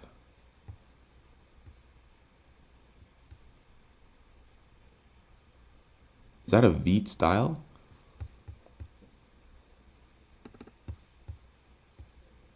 Oh yeah, it is a Vite style. I like that button.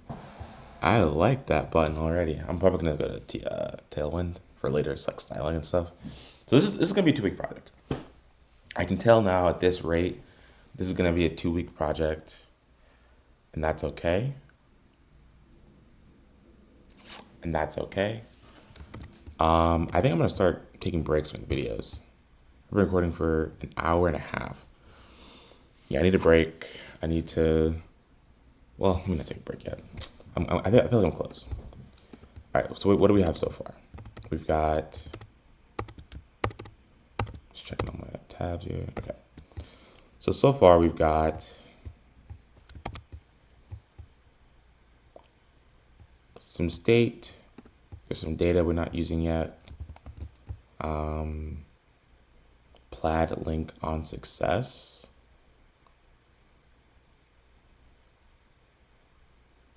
Oh, this function. I mean, technically this is.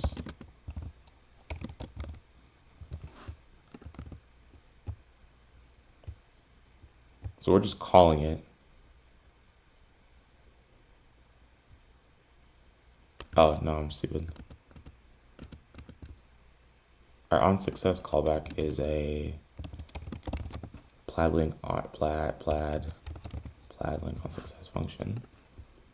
And it requires metadata. And we can define that in a struct somewhere.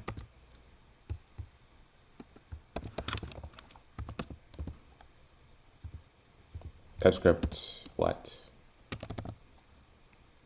No. Interface? Is that what I mean? Handbook interfaces. Yeah, okay. Which I thought I saw somewhere, maybe I didn't. So we can say like, what is this? Const, oh no. Interface, metadata. It's an object. Oh, it's just a, hold on.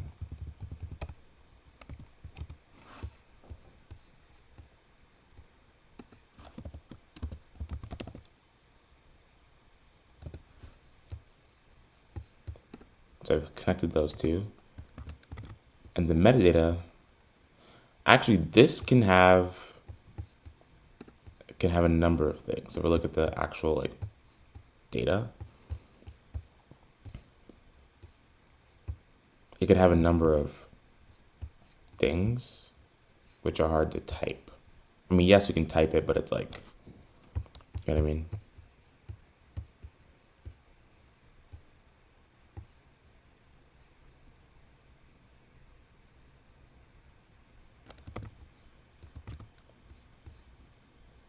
This is nullable. What's that, a string? Optional properties. So everything's optional, right? I don't think that's gonna be good. But it should have institution, which can have a name and institution ID.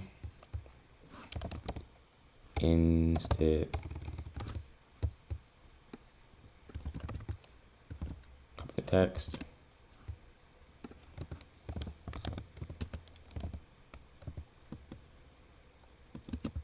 This institution has what?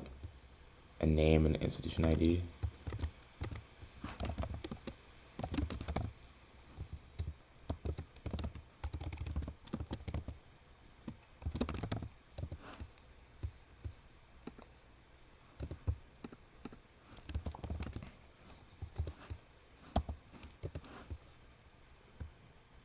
I'm feeling good with this TypeScript.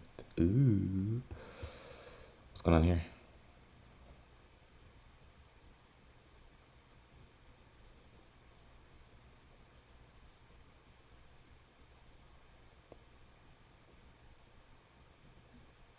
Oh, wait.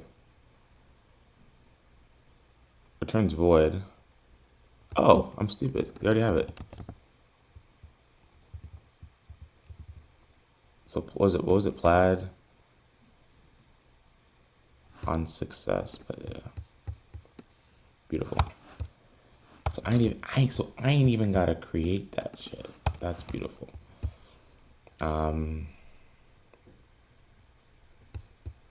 That contains all the stuff we need, right?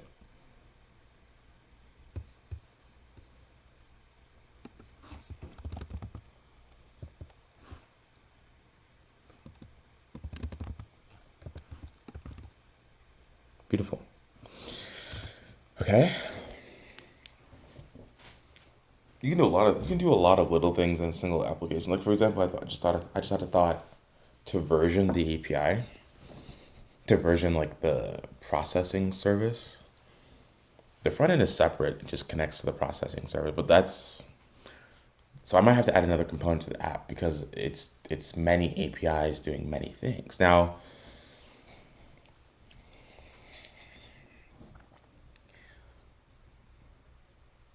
this project is about microservices. So managing them as a single developer, it was going to be tough because it'll be several APIs all connected through probably REST, right? Well, no, it's a single database, and I'm trying to think, what am I doing here?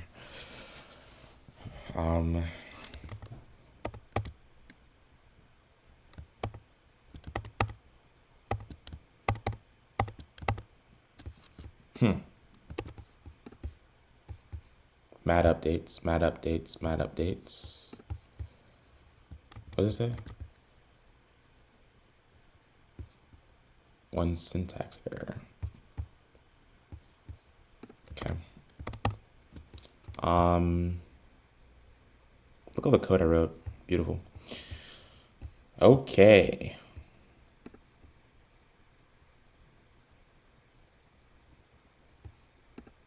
Let's use effect. So when this is called, it fetches something. This should probably turn an error by now, right? Yeah, there we go. So something should be.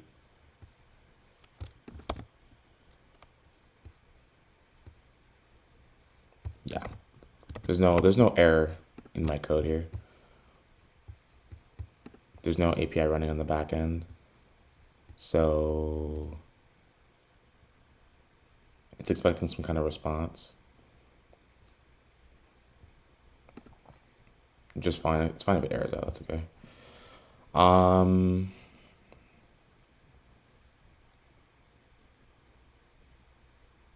So now we need the backend to create a link token. Yeah. So I'm gonna use Fast API for this. Link token create.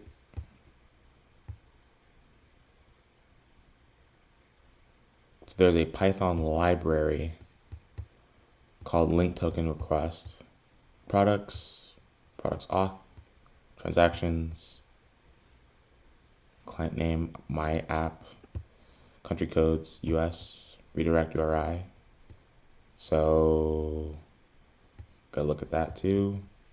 A webhook, for listening for stuff, I guess. And then link customization name, default, account filters. Okay. User gets link token create user and their client user ID. Link token gets link. That's such a weird, okay, the response is such a small, but all the data comes in. Okay, so anyway, so create link token, which required to parameter when using link. Once the link token is initialized, it returns a public token, which can then be exchanged for access token. Wait, what?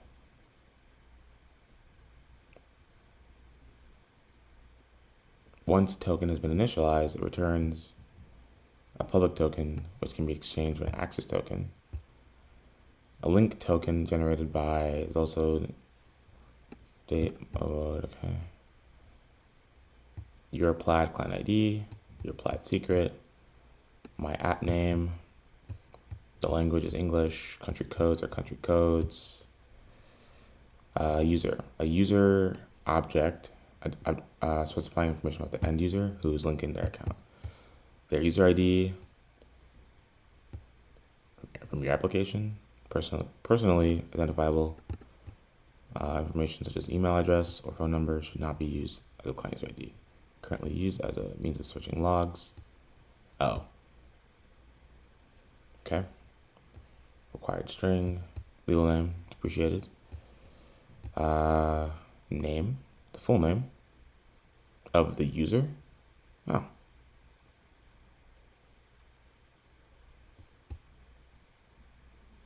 Their given name, their family name, which is something that Google does. If their phone number, email address verified time.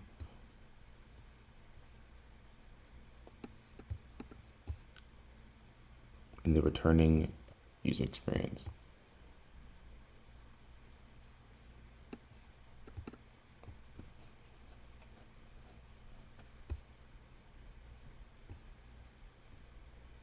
SSN, that was really? Address. You can pass so much user data. Oh my God. Webhook should be sent. Webhooks related to creating a token. Like if it succeeds or something. An access token.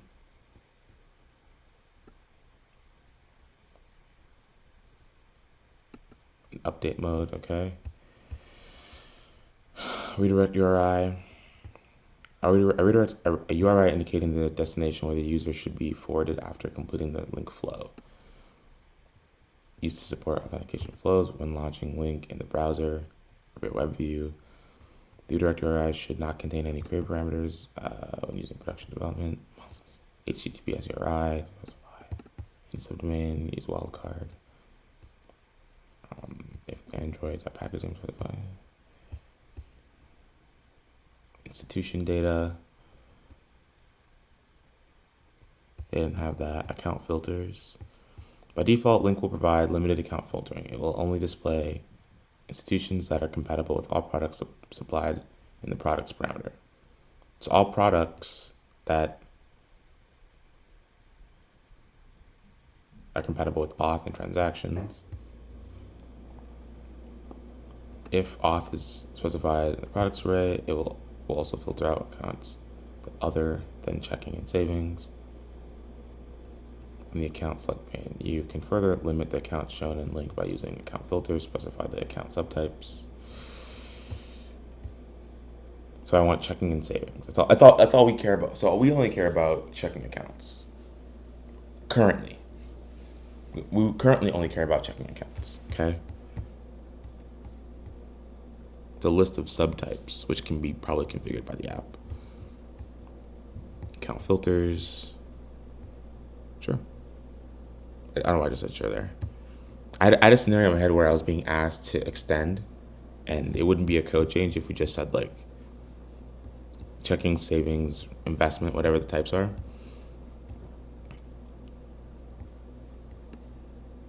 Use value all, credit, loan, investment, payment initiation, That's not even in here.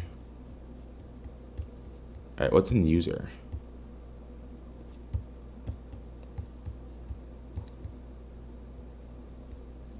Expiration. They only last 4 hours, right?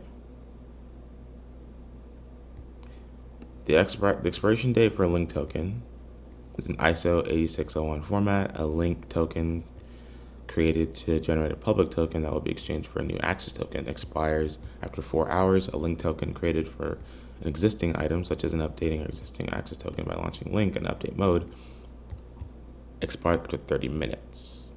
Request ID. The endpoint gets information about a previously created link token. Turns back created at. Metadata, webhook. Wow. Okay, so our API needs to create a link token. Very quick, very easy. Very quick, very easy, right? Where we at? Front end. I need to initialize a backend app. So I guess we'll say mkdir backend. I shouldn't call it back. I should call it processing. Well, so in our current model, let's take a look at the model. With a processing service, the front end hits this. Well, this, okay, so the processing service.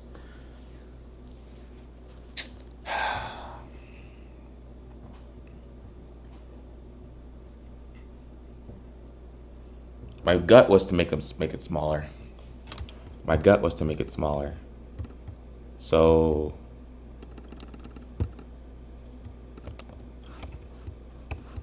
can I change this or no?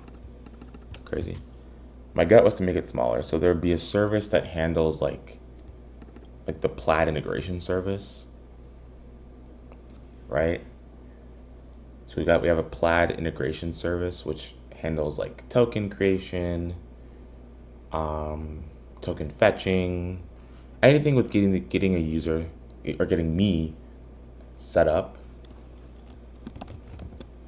So I'll say Plaid integration. Now, creating a separate service for that is kind of ridiculous because technically you can just put that in the API itself. You have to separate it out. So the processing service is meant to be for fetching data from Plaid, which is separate from. I don't want to make it too complicated to the point where I end up. What am I saying? Because I just envision like, what's it called? Processing service pulls information from the database, fetches data for users, generates data for RabbitMQ, right? We could have a separate. We could have those endpoints in the same service. In the same server. Is that making sense? We can have the Plaid integration stuff alongside the AP scheduler background processing logic. Right? Would that even be better? It's not necessary. I think I'm gonna use one service. So our processing service also acts as a Plaid. I'll say Plaid integration.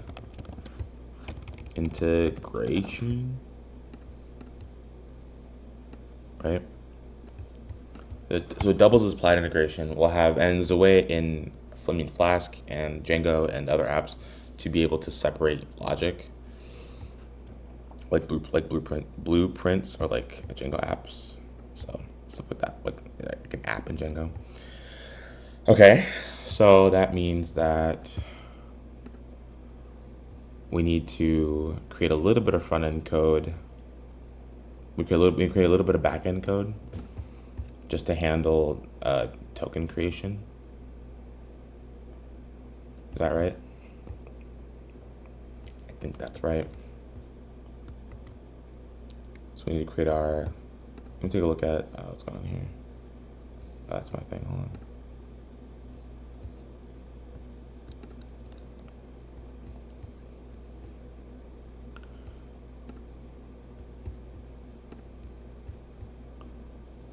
Yeah, it's pretty basic. Okay, yeah.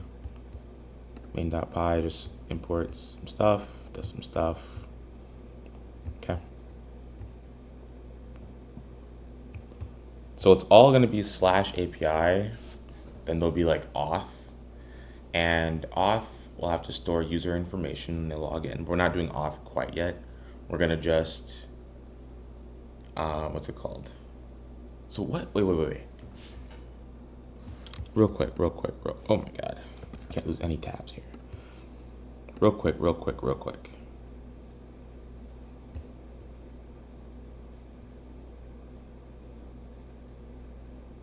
Oh, gotcha.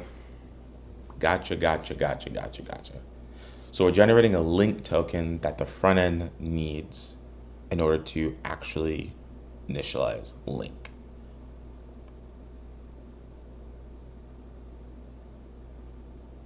Gotcha. So ideally, we would log the user in, and we can use the same link token for the same user and cache it, store it on the front end. But in this case,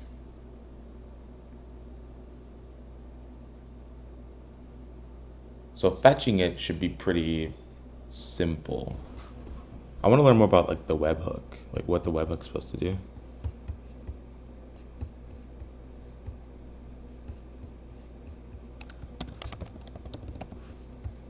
I'm seeing webhooks, but I want webhook somewhere on the page. These aren't searchable? Oh my God.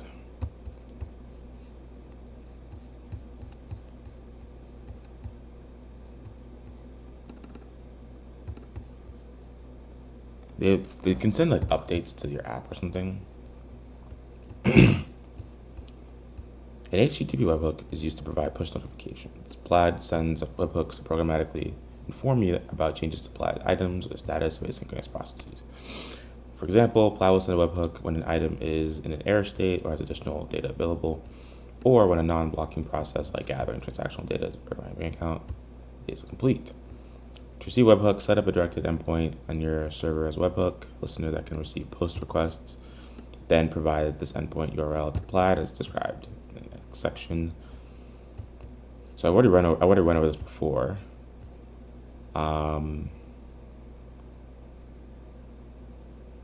If you experience downtime for longer than Plaid's retry period, you will lose webhooks. If you use webhooks for state transitions, ensure your application can self-heal by requesting item state from Plaid's other endpoints if a webhook is not received within a window.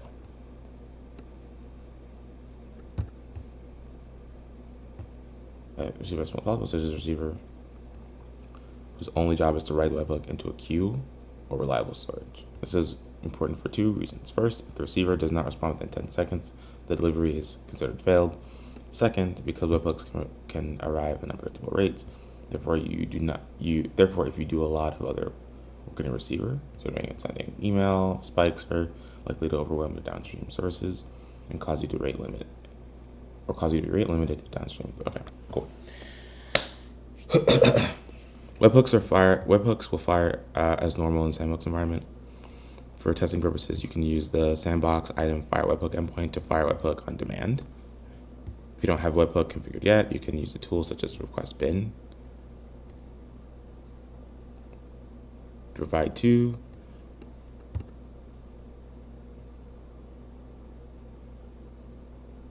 cool.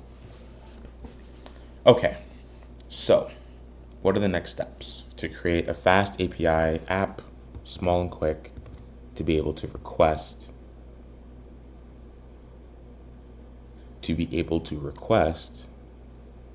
a link token?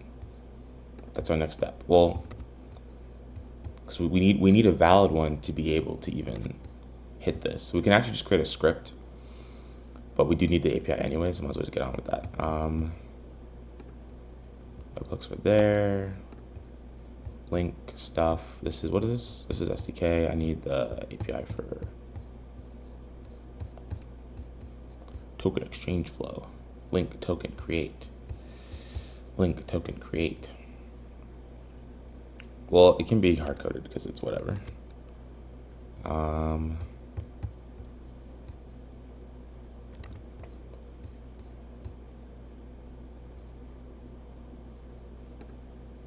Oh, but we can leverage their, oh, that's the endpoint, but we use their SDK for doing our stuff. Where am I? I'm in tokens. Okay. Yeah, there's a Python SDK, I believe, for, yeah. I was gonna do backend.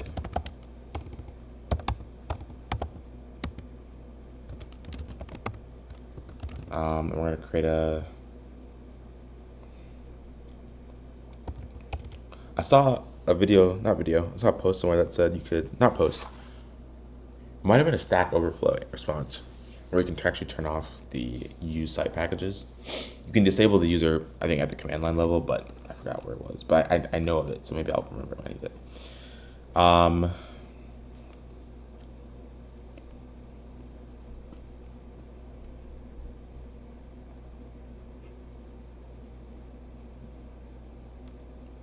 Yeah, I need to create a, yeah.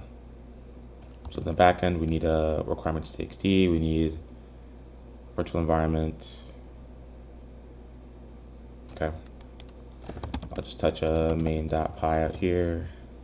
We'll run a Python -m. What is it? Env. We'll call it dev. We'll call it env directory. venv. env. We'll do a source from env. What, bin scripts or activate, because this is Linux. Okay. Then in here, we can install Fast API and UVcorn, but I forgot how to do that, so I'm gonna go look it up real quick. I can do Fast API, right? I want UVcorn standard though. Pip install Fast API and UVcorn standard. This is right. I'm doing this right. I don't do it enough, man. Pip install dash upgrade.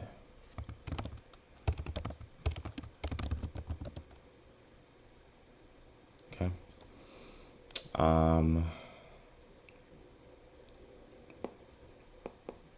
That's all I need, right? To start this? Yeah, that's all I need to start this. Fast API. Okay. Then a main.py in the back end.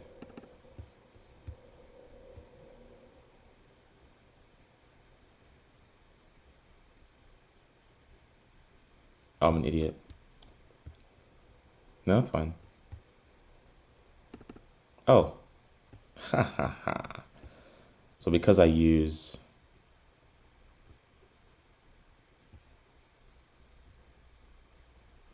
env/env, okay, cool. Cool.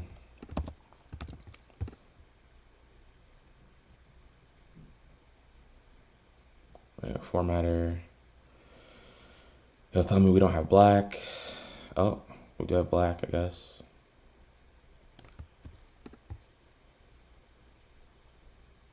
Loading still. That's fine. Okay. So right now we just need a simple app.post request.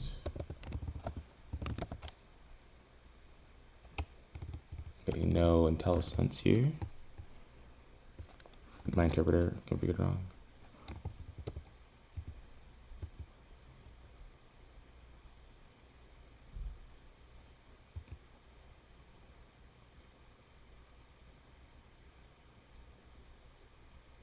I haven't created one yet. I gotta browse for it now. Crazy. It's in bin, right? Pip3. It's an alias.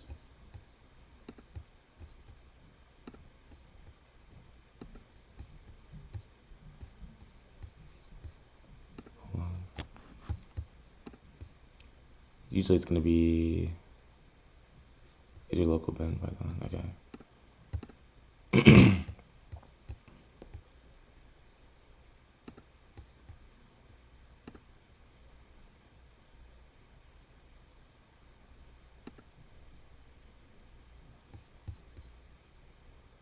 Sometimes a restart helps too. So that's a lot of work though. Fuck, I'll just reload it. I'm using Fast API for my development. Django is just so bloated. I hate Django. But I can see if you want to set up your own, like, username and password login, token generation, Django's great for that. But personally, I'm just like, ugh. Gotta learn it. Not a big fan of it, but gotta learn it. Let's see. Everything's loading up. Imagine having like PyCharm and Web. Was it what, Webflow? Is it called Webflow? I have the JetBrains tools here. I don't use them though. Too robust. I have Android Studio installed. Uninstall that, please. Fleet. Ooh, supposed to be like the VS Code for JetBrains. WebStorm, a JavaScript IDE. PyCharm. Full stack Python IDE. Yeah.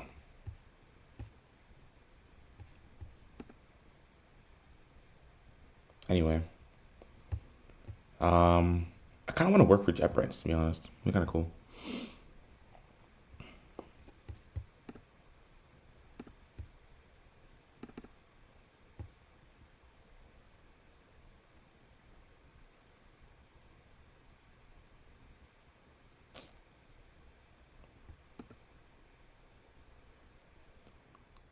My interpreter is not kicking in yet.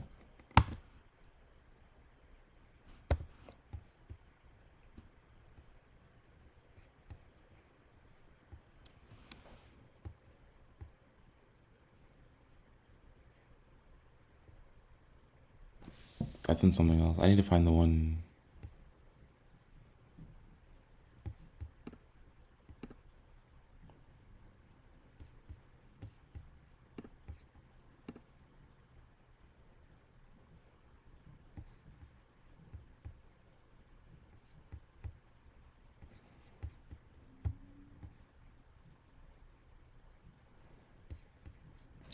Is it the one?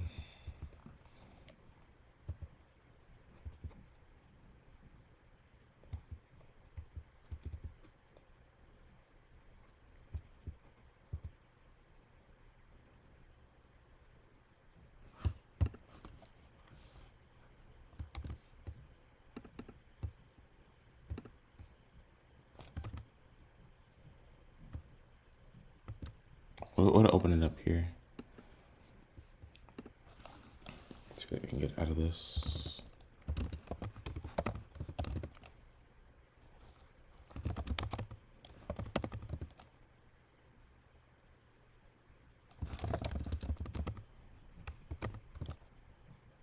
Ooh.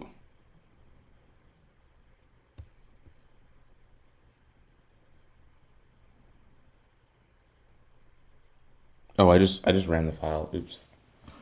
You gotta run it with UVcorn. It's fine though.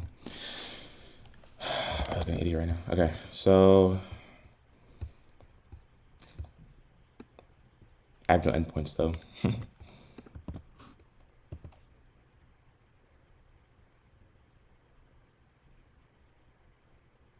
Ooh.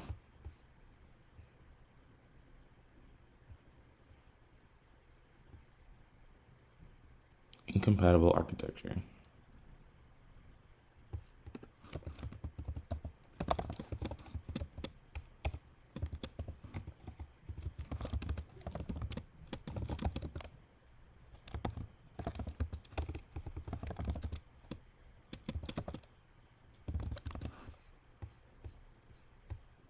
Something's wrong.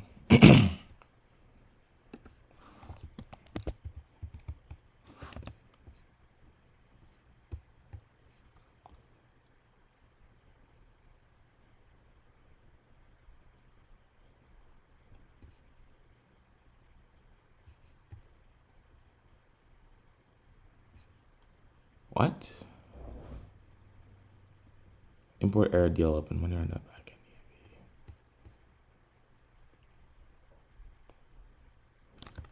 What?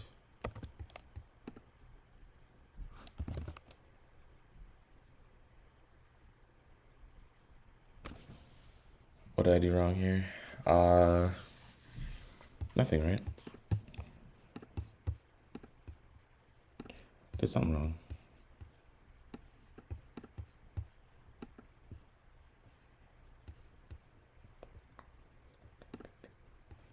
My last app was there's a couple things.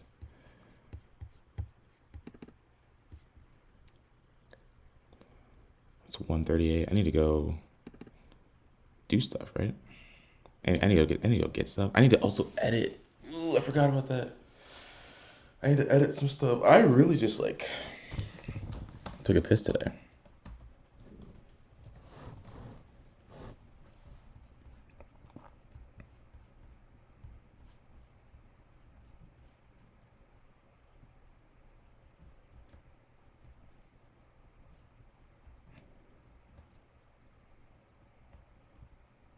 Wow, incredible. Incroyable. Okay.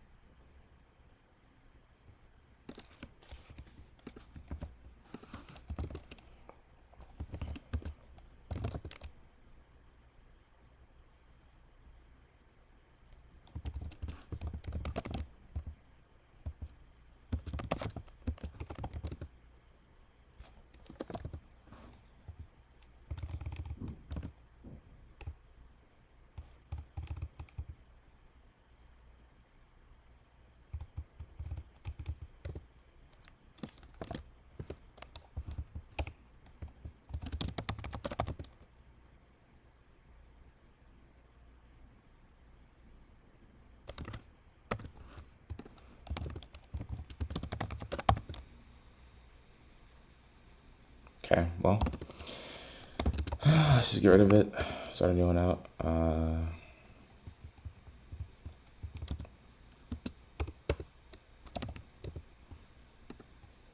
Right.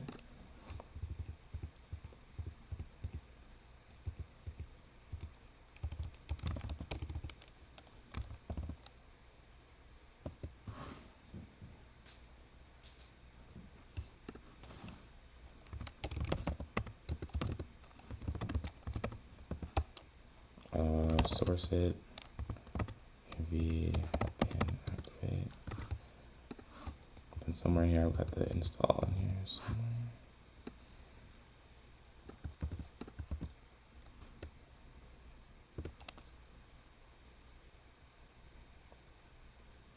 Right.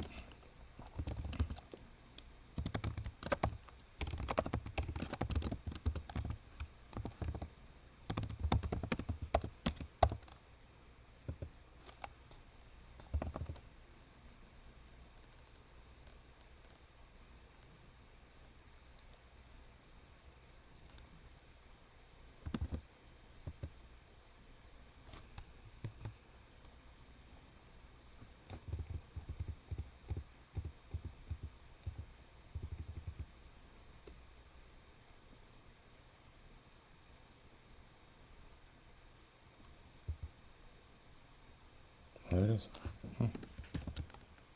Crazy. Not sure why that failed before, but all right. Cool. But we're still not interpreting the fast API install. It's fine. Not a big deal.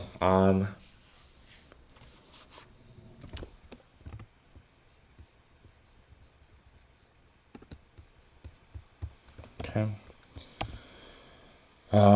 Let's do something important here.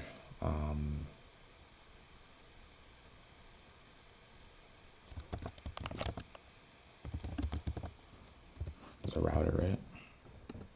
Bigger applications.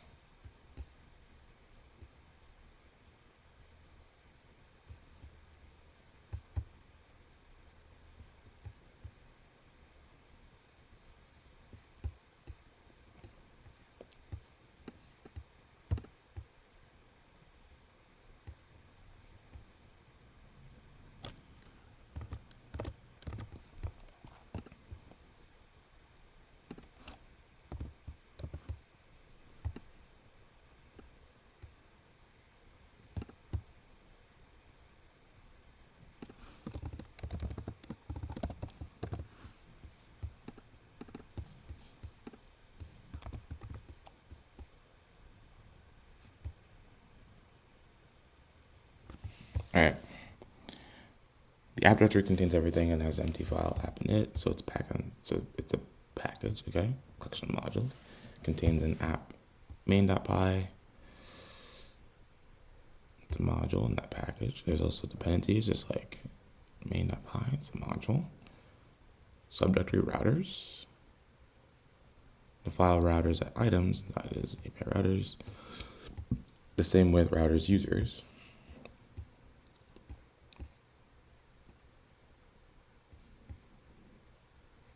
So let's say the file dedicated to handling just users is a submodule called routers users. You want to have the path operations related to your users separated from the rest of the code to keep it organized. But it's all part of the same fast API application. You can start the path operations API router, get a router.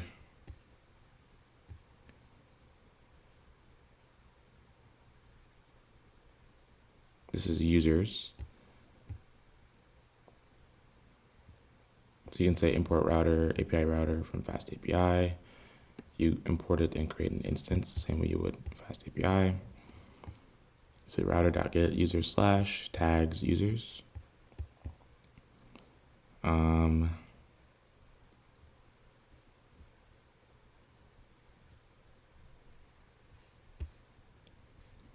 All the same parameters, responses, and dependencies, tags, etc. You can call it whatever you want. The variable here is called router. Okay, dependencies.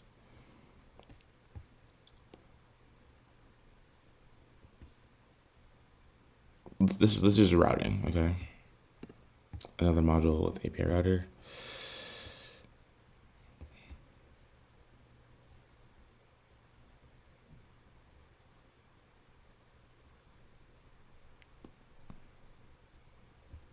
Ooh, you can find dependencies for the entire router. And responses is 404 not found if there's an exception, I guess. That's kind of crazy. That's kind of crazy. Gotta love fast API. And as the path of each path operation has to start with a slash, like in, the prefix must not include the final. So your prefix is /items, then everything starts with slash this, slash that, okay. Tags, that's responses. So if it's a 404 response, it must have an object with description not found. Or no, what? Oh, 404 is a common.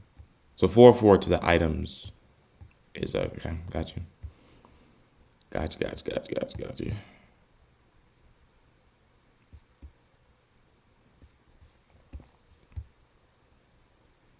the main fast API. You can include routers.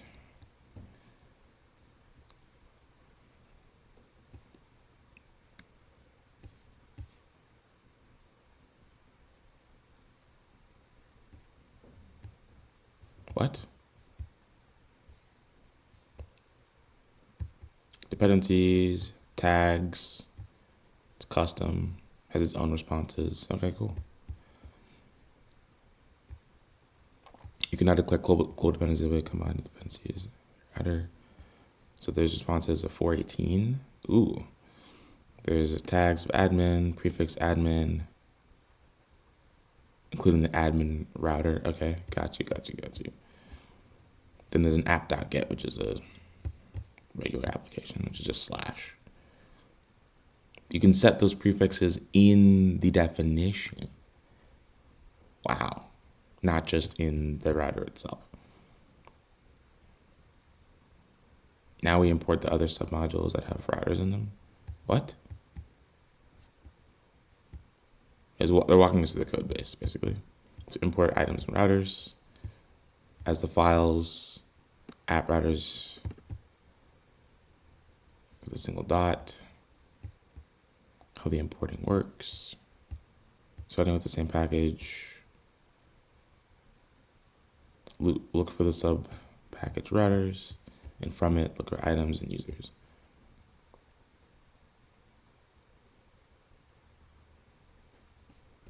Avoid name collisions.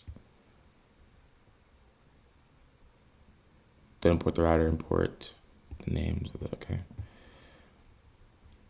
Include them, add it.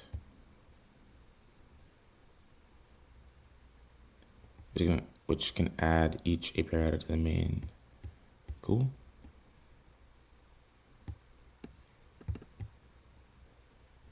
Cool. Include API router with a custom prefix, tags, responses, and dependencies. So you didn't define it in the app, right? You defined it here instead. Strange. Cool. The docs, you can separate things out. Oh my God. Dude, Fast API is just so much fun. Like, what? So much fun. Like, dude. I mean, you can do this in Flask using the Open API, your definition doc. So it's either YAML or JSON. You can add a tag to each endpoint and tag it with like users or posts or whatever. And then you get the same functionality. But here it's just so much more Pythonic and it's some more software engineering and just feels so good. Oh my God. Okay. So I definitely want to separate it within the app though. So we're gonna basically do its app. They had the file structure was app, routers. Okay.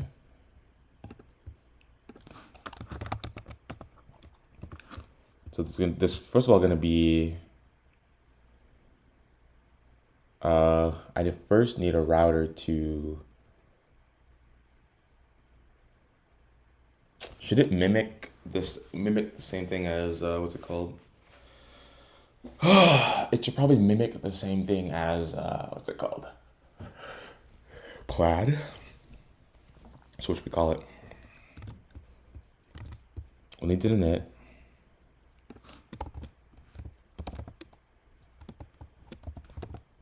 Right. Users is not included yet. So we need, what else do we need then? What would you call it? We can call it token. The token router. Because then you'd have a post. Because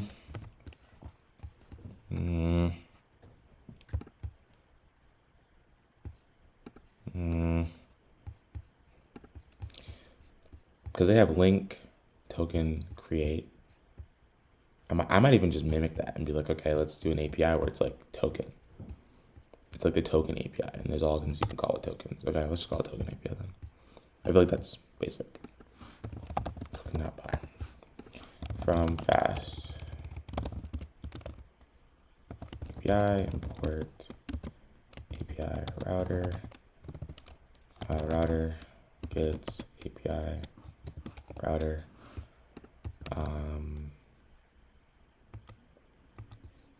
We can just say what?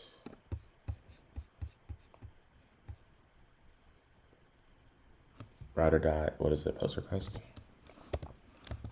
At router dot post token. It's a token API. So we're gonna prefix it with some stuff too. Let's just set that up now.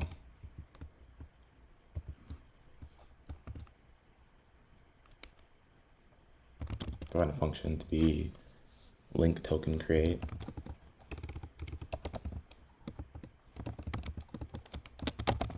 Right?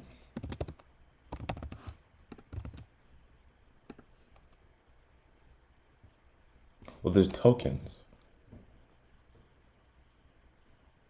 right? Let's just throw a link token create into that. So let's just call it link slash token slash create. I'll have to also import the Python stuff as well. I need my ting.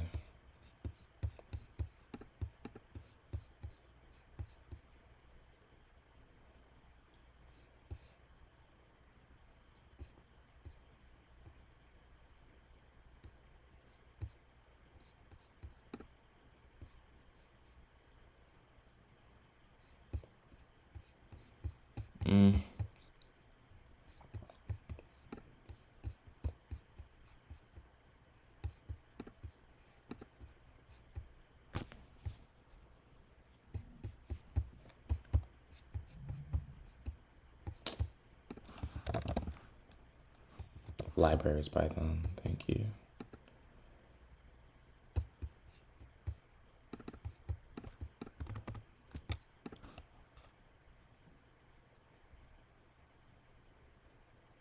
Huh?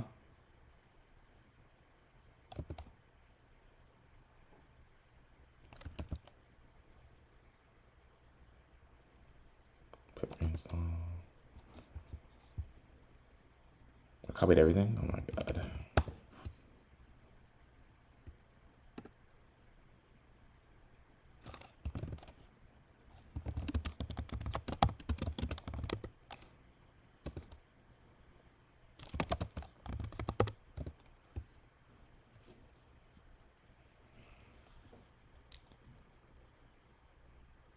Cool.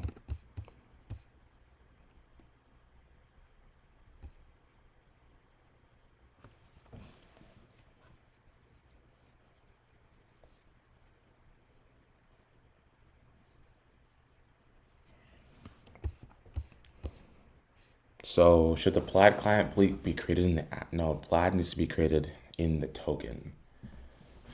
Well, no, Plaid needs to be defined in a lot of places. So let's think about structure, right? We committed to the API router scheme, but Plaid is a dependency. Ish.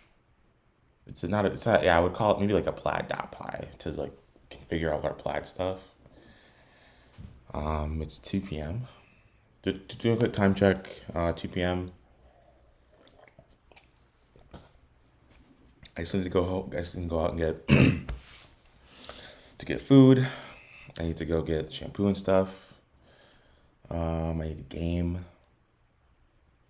I need a string problem. I need a couple things. I'm so tired. This is unusual. Well, I shouldn't say unusual, but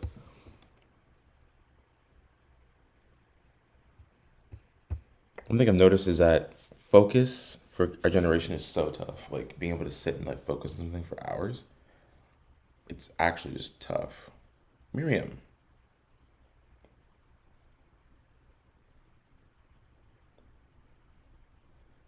Oh, Miriam.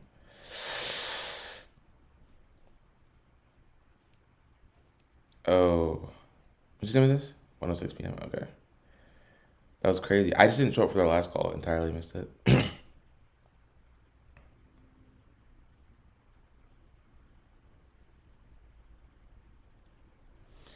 Um,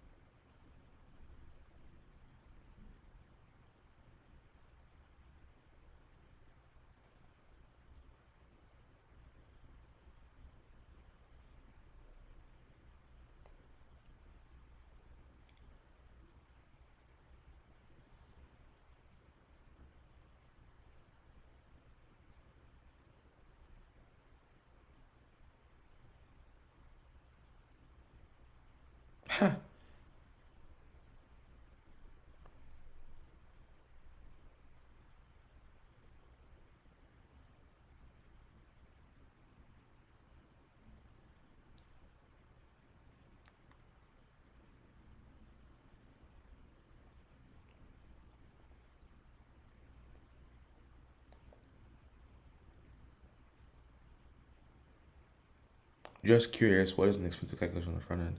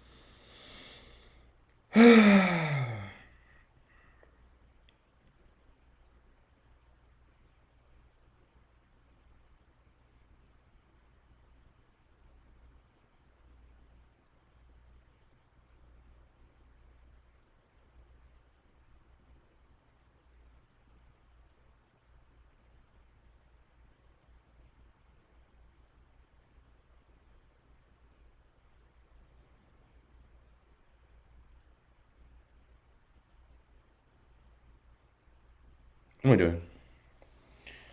What am I doing? What am I doing? What am I doing? Nothing important to check. It's 2 o'clock.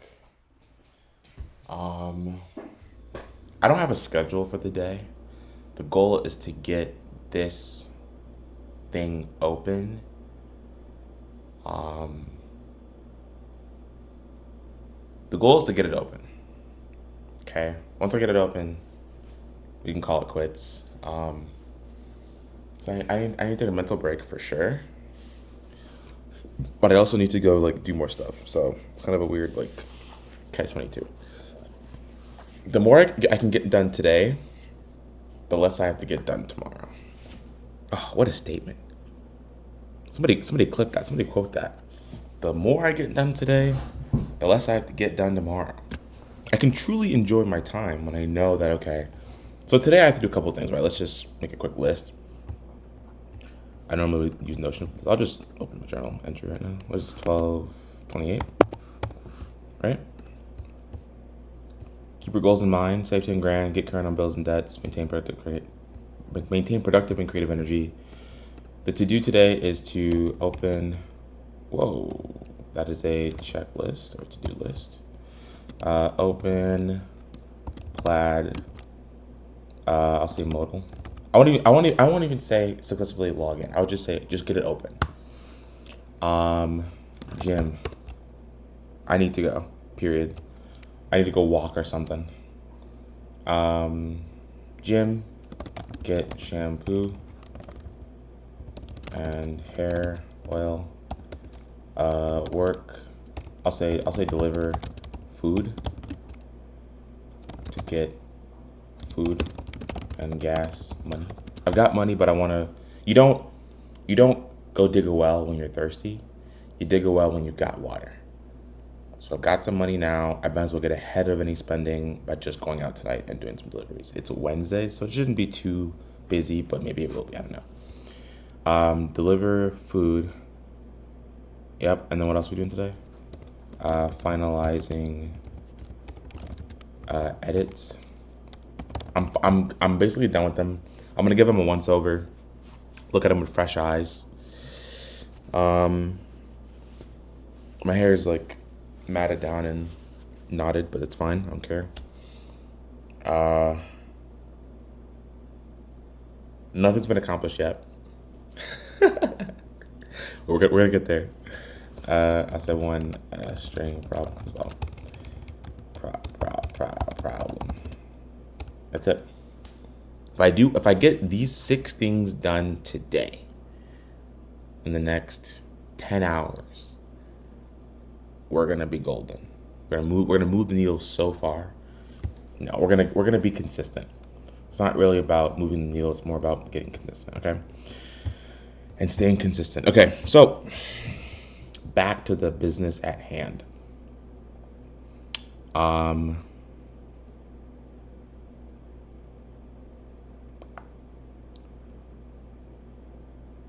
So I'm trying to think about the structure of this, right?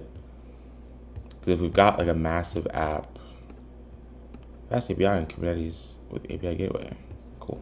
You have ads in this? Weird. Yeah, ads. Oh, they have a newsletter? I didn't know that. I want that newsletter. Hold on. Oh. I want the newsletter real quick. Little form.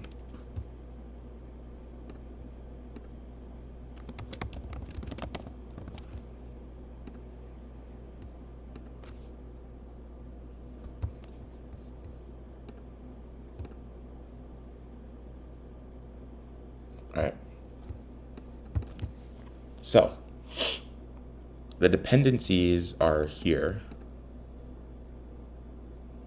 And that's whatever. Would plaid be a dependency? No. But getting it set up, and do we want to import multiple instances? I don't want to do that. And you can't pass things to routers. It's not important at this stage to separate stuff into routers, but we're going to do it anyway, so might as well just do it. Okay.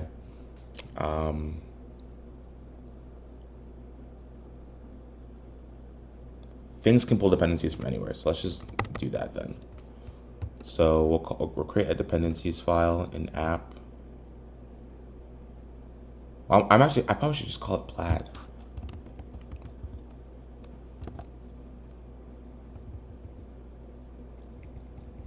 Because we can use the plaid stuff from anywhere, but in particular the plaid SDK, which I thought I opened up somewhere.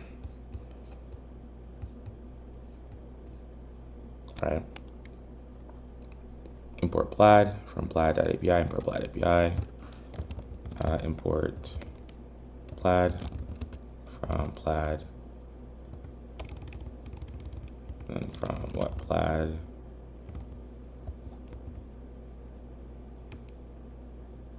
Can do what about find this?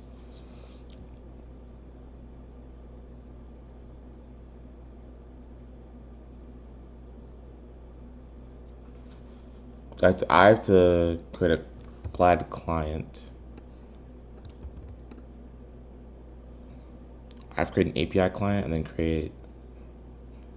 Oh. With config. And the config is a sandbox. Okay.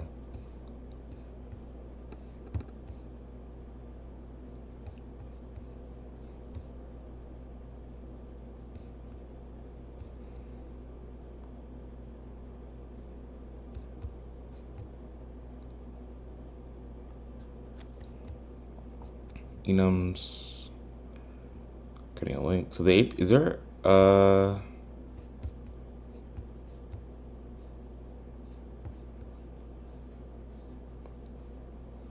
plaid.model.item public token exchange request.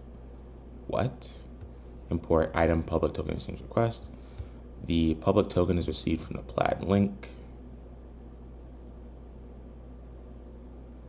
Oh, creating an item. Not what I want to do yet. Retrieve transactions, preferred method.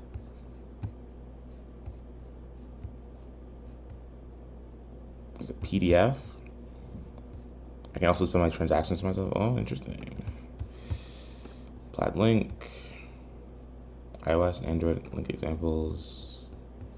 Oh, gross. No. I need the actual, oh, the code is right there in there. Where is it? Link token create request. That's what I need for the endpoint to do. So here we just need to create a, what's it called?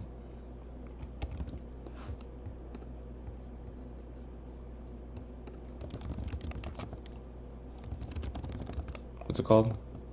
It's something like settings or whatever. It's called like, I forget what it's actually called though. So you can import, not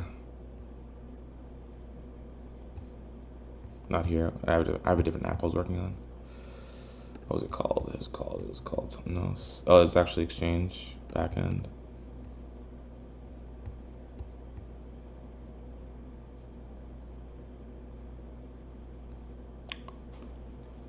Why am I staring? Source main.py.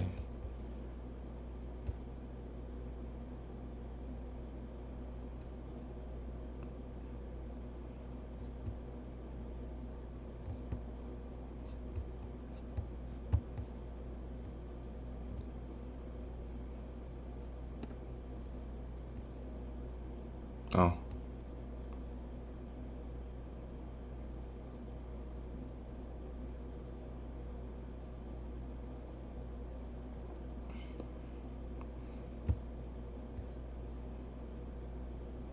Okay, well.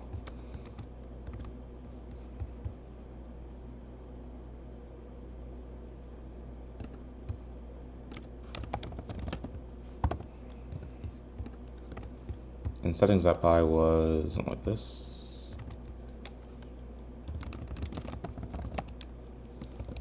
Object, had some things in it, and then we had settings, gets, settings.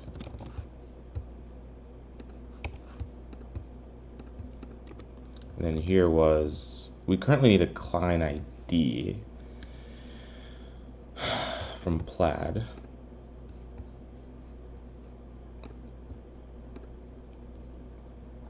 So I need my sandbox keys. So my sandbox key. This should be in a .env somewhere, right?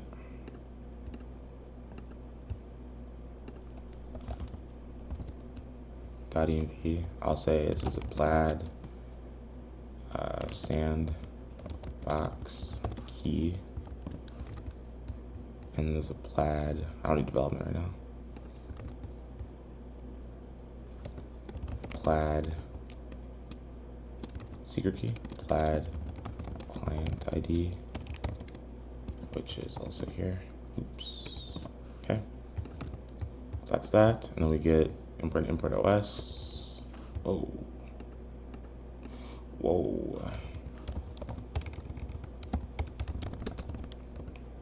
Import OS. We'll say Plaid client ID, get os.get environ. Whoa. Oh, os.environ.get. We'll call it the Plaid client ID. We're done. And same thing here, except we'll just use the. I just showed it on screen, didn't I?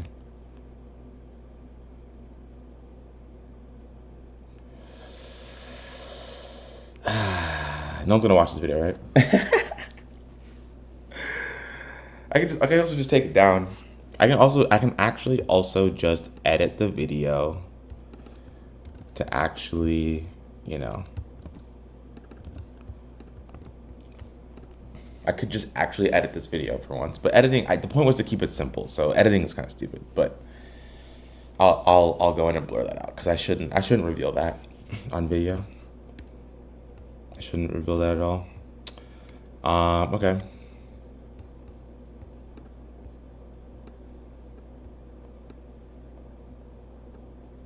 Oh,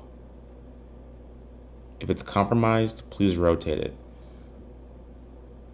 Okay. So let me just turn my video off for a second and redo that. No editing needed. Crazy.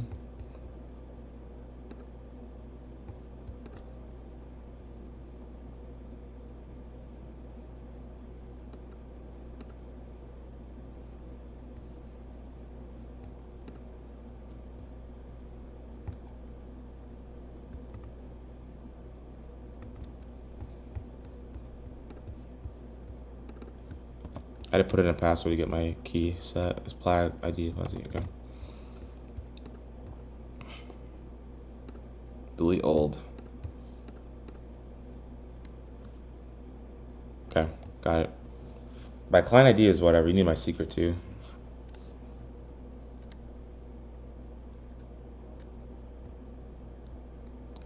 Okay. Webhooks. I can create a webhook. Visit docs on making a webhook. Cool. Okay, so I can turn this back on, I think. Can't open my env file on screen. I'm a good developer, which means that if I was getting paid at a company to do this and I revealed a secret key, that's bad. You shouldn't do that.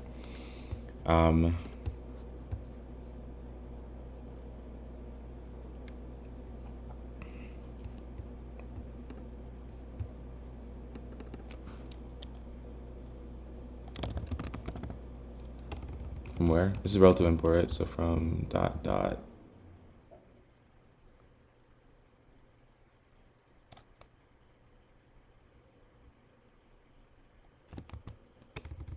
Where am I going? Oh no, from settings.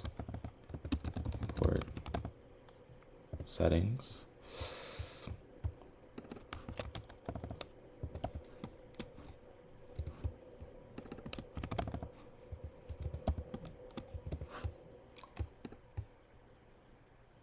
I mean, the secret key technically should be whatever environment you're running in. But since we're only running in Sandbox, I don't really care to configure that based on environment right now. So I'm cool with that right now. The client is a client, which we can actually then integrate things with. Okay. Okay. So what else are we doing here? Let's see.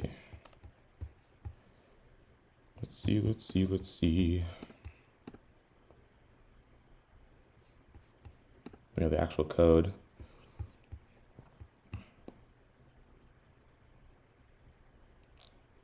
So there's something implied called a link token create request. I can look at the actual quick start and grab that myself.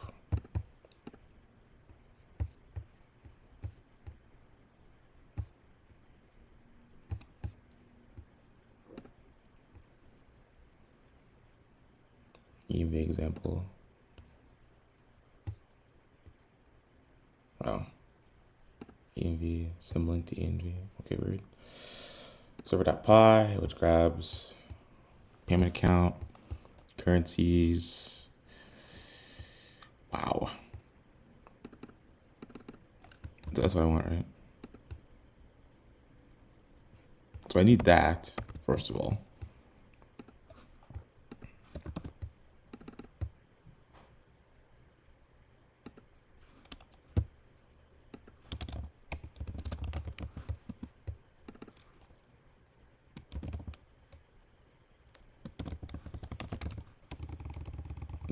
I don't want to import the whole thing.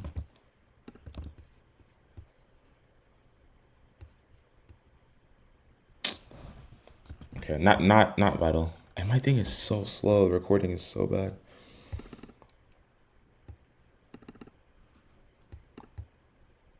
I'm clicking and the highlights not even working. Oh my god. Nuts. This is not real apparently, but okay. Oh, I don't need this here. Yeah. I don't need that there. Settings is in here. We're good to go. So in our token router, we need this. we need a couple of other things along with that. I think we'll need pretty much this code. So let me just copy this, and in our code we're going to put a link token create, which will do something fancy here.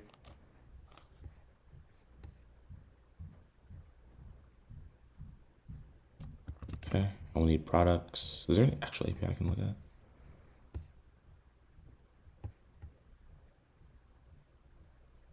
I don't know where libraries, Python.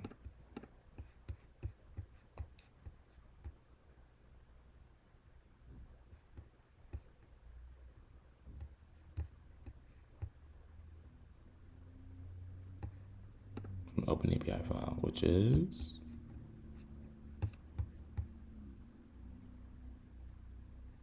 subversion.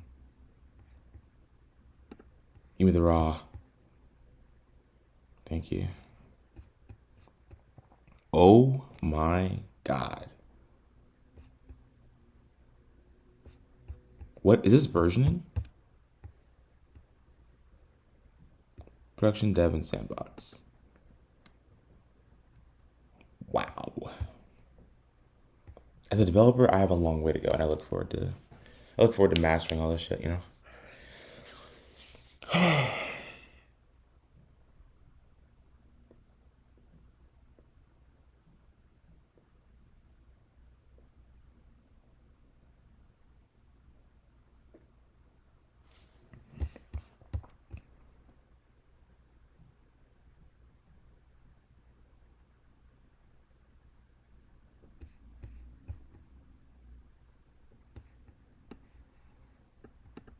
This is crazy. Not relevant.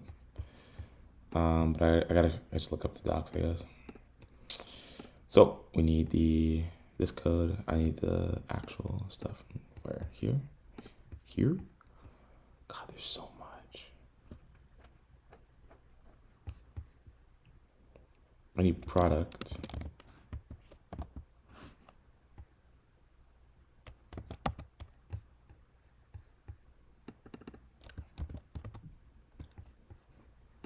I need products.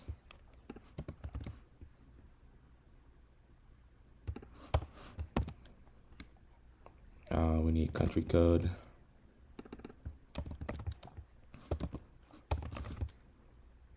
We also need what else? We need country code, products. We need link token account filters.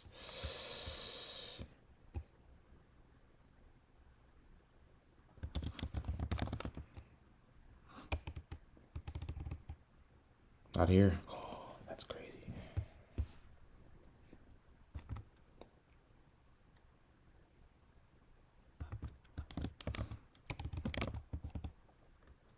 They don't have it. Oh, they don't have it here. I don't want it. Okay. This recording is not going very well. I need to lower the render quality, maybe.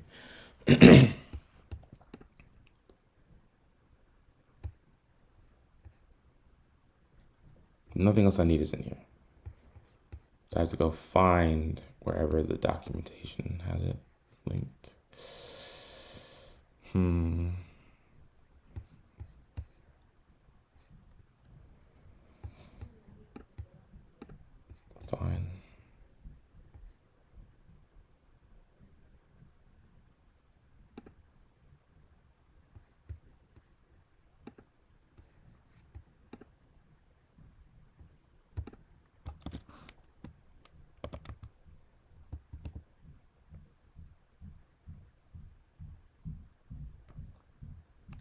For what? I'm looking for.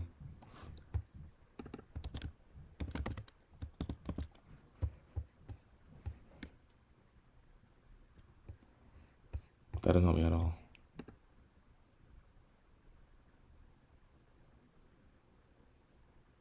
This is docs, right? I have no idea where this came from.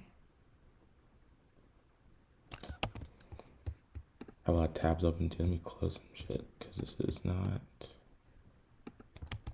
all relevant. Right?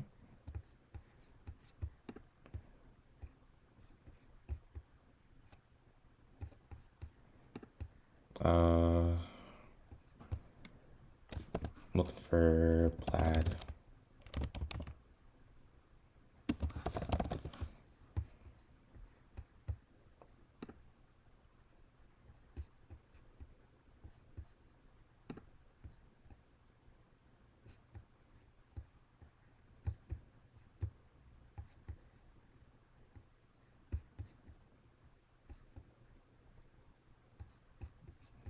I want the Python SDK docs. Look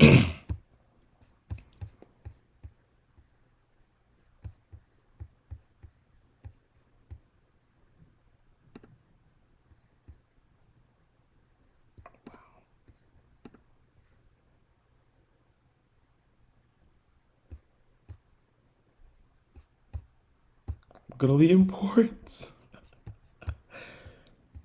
This is kind of fun. I mean, looking at the source code is kind of cool. I'm not gonna lie to you.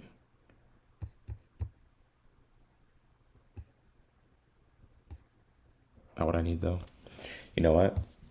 Probably a good stopping point. I know I want to get this open today, but this video is really long. I need to take a break. So I'm okay with taking a break.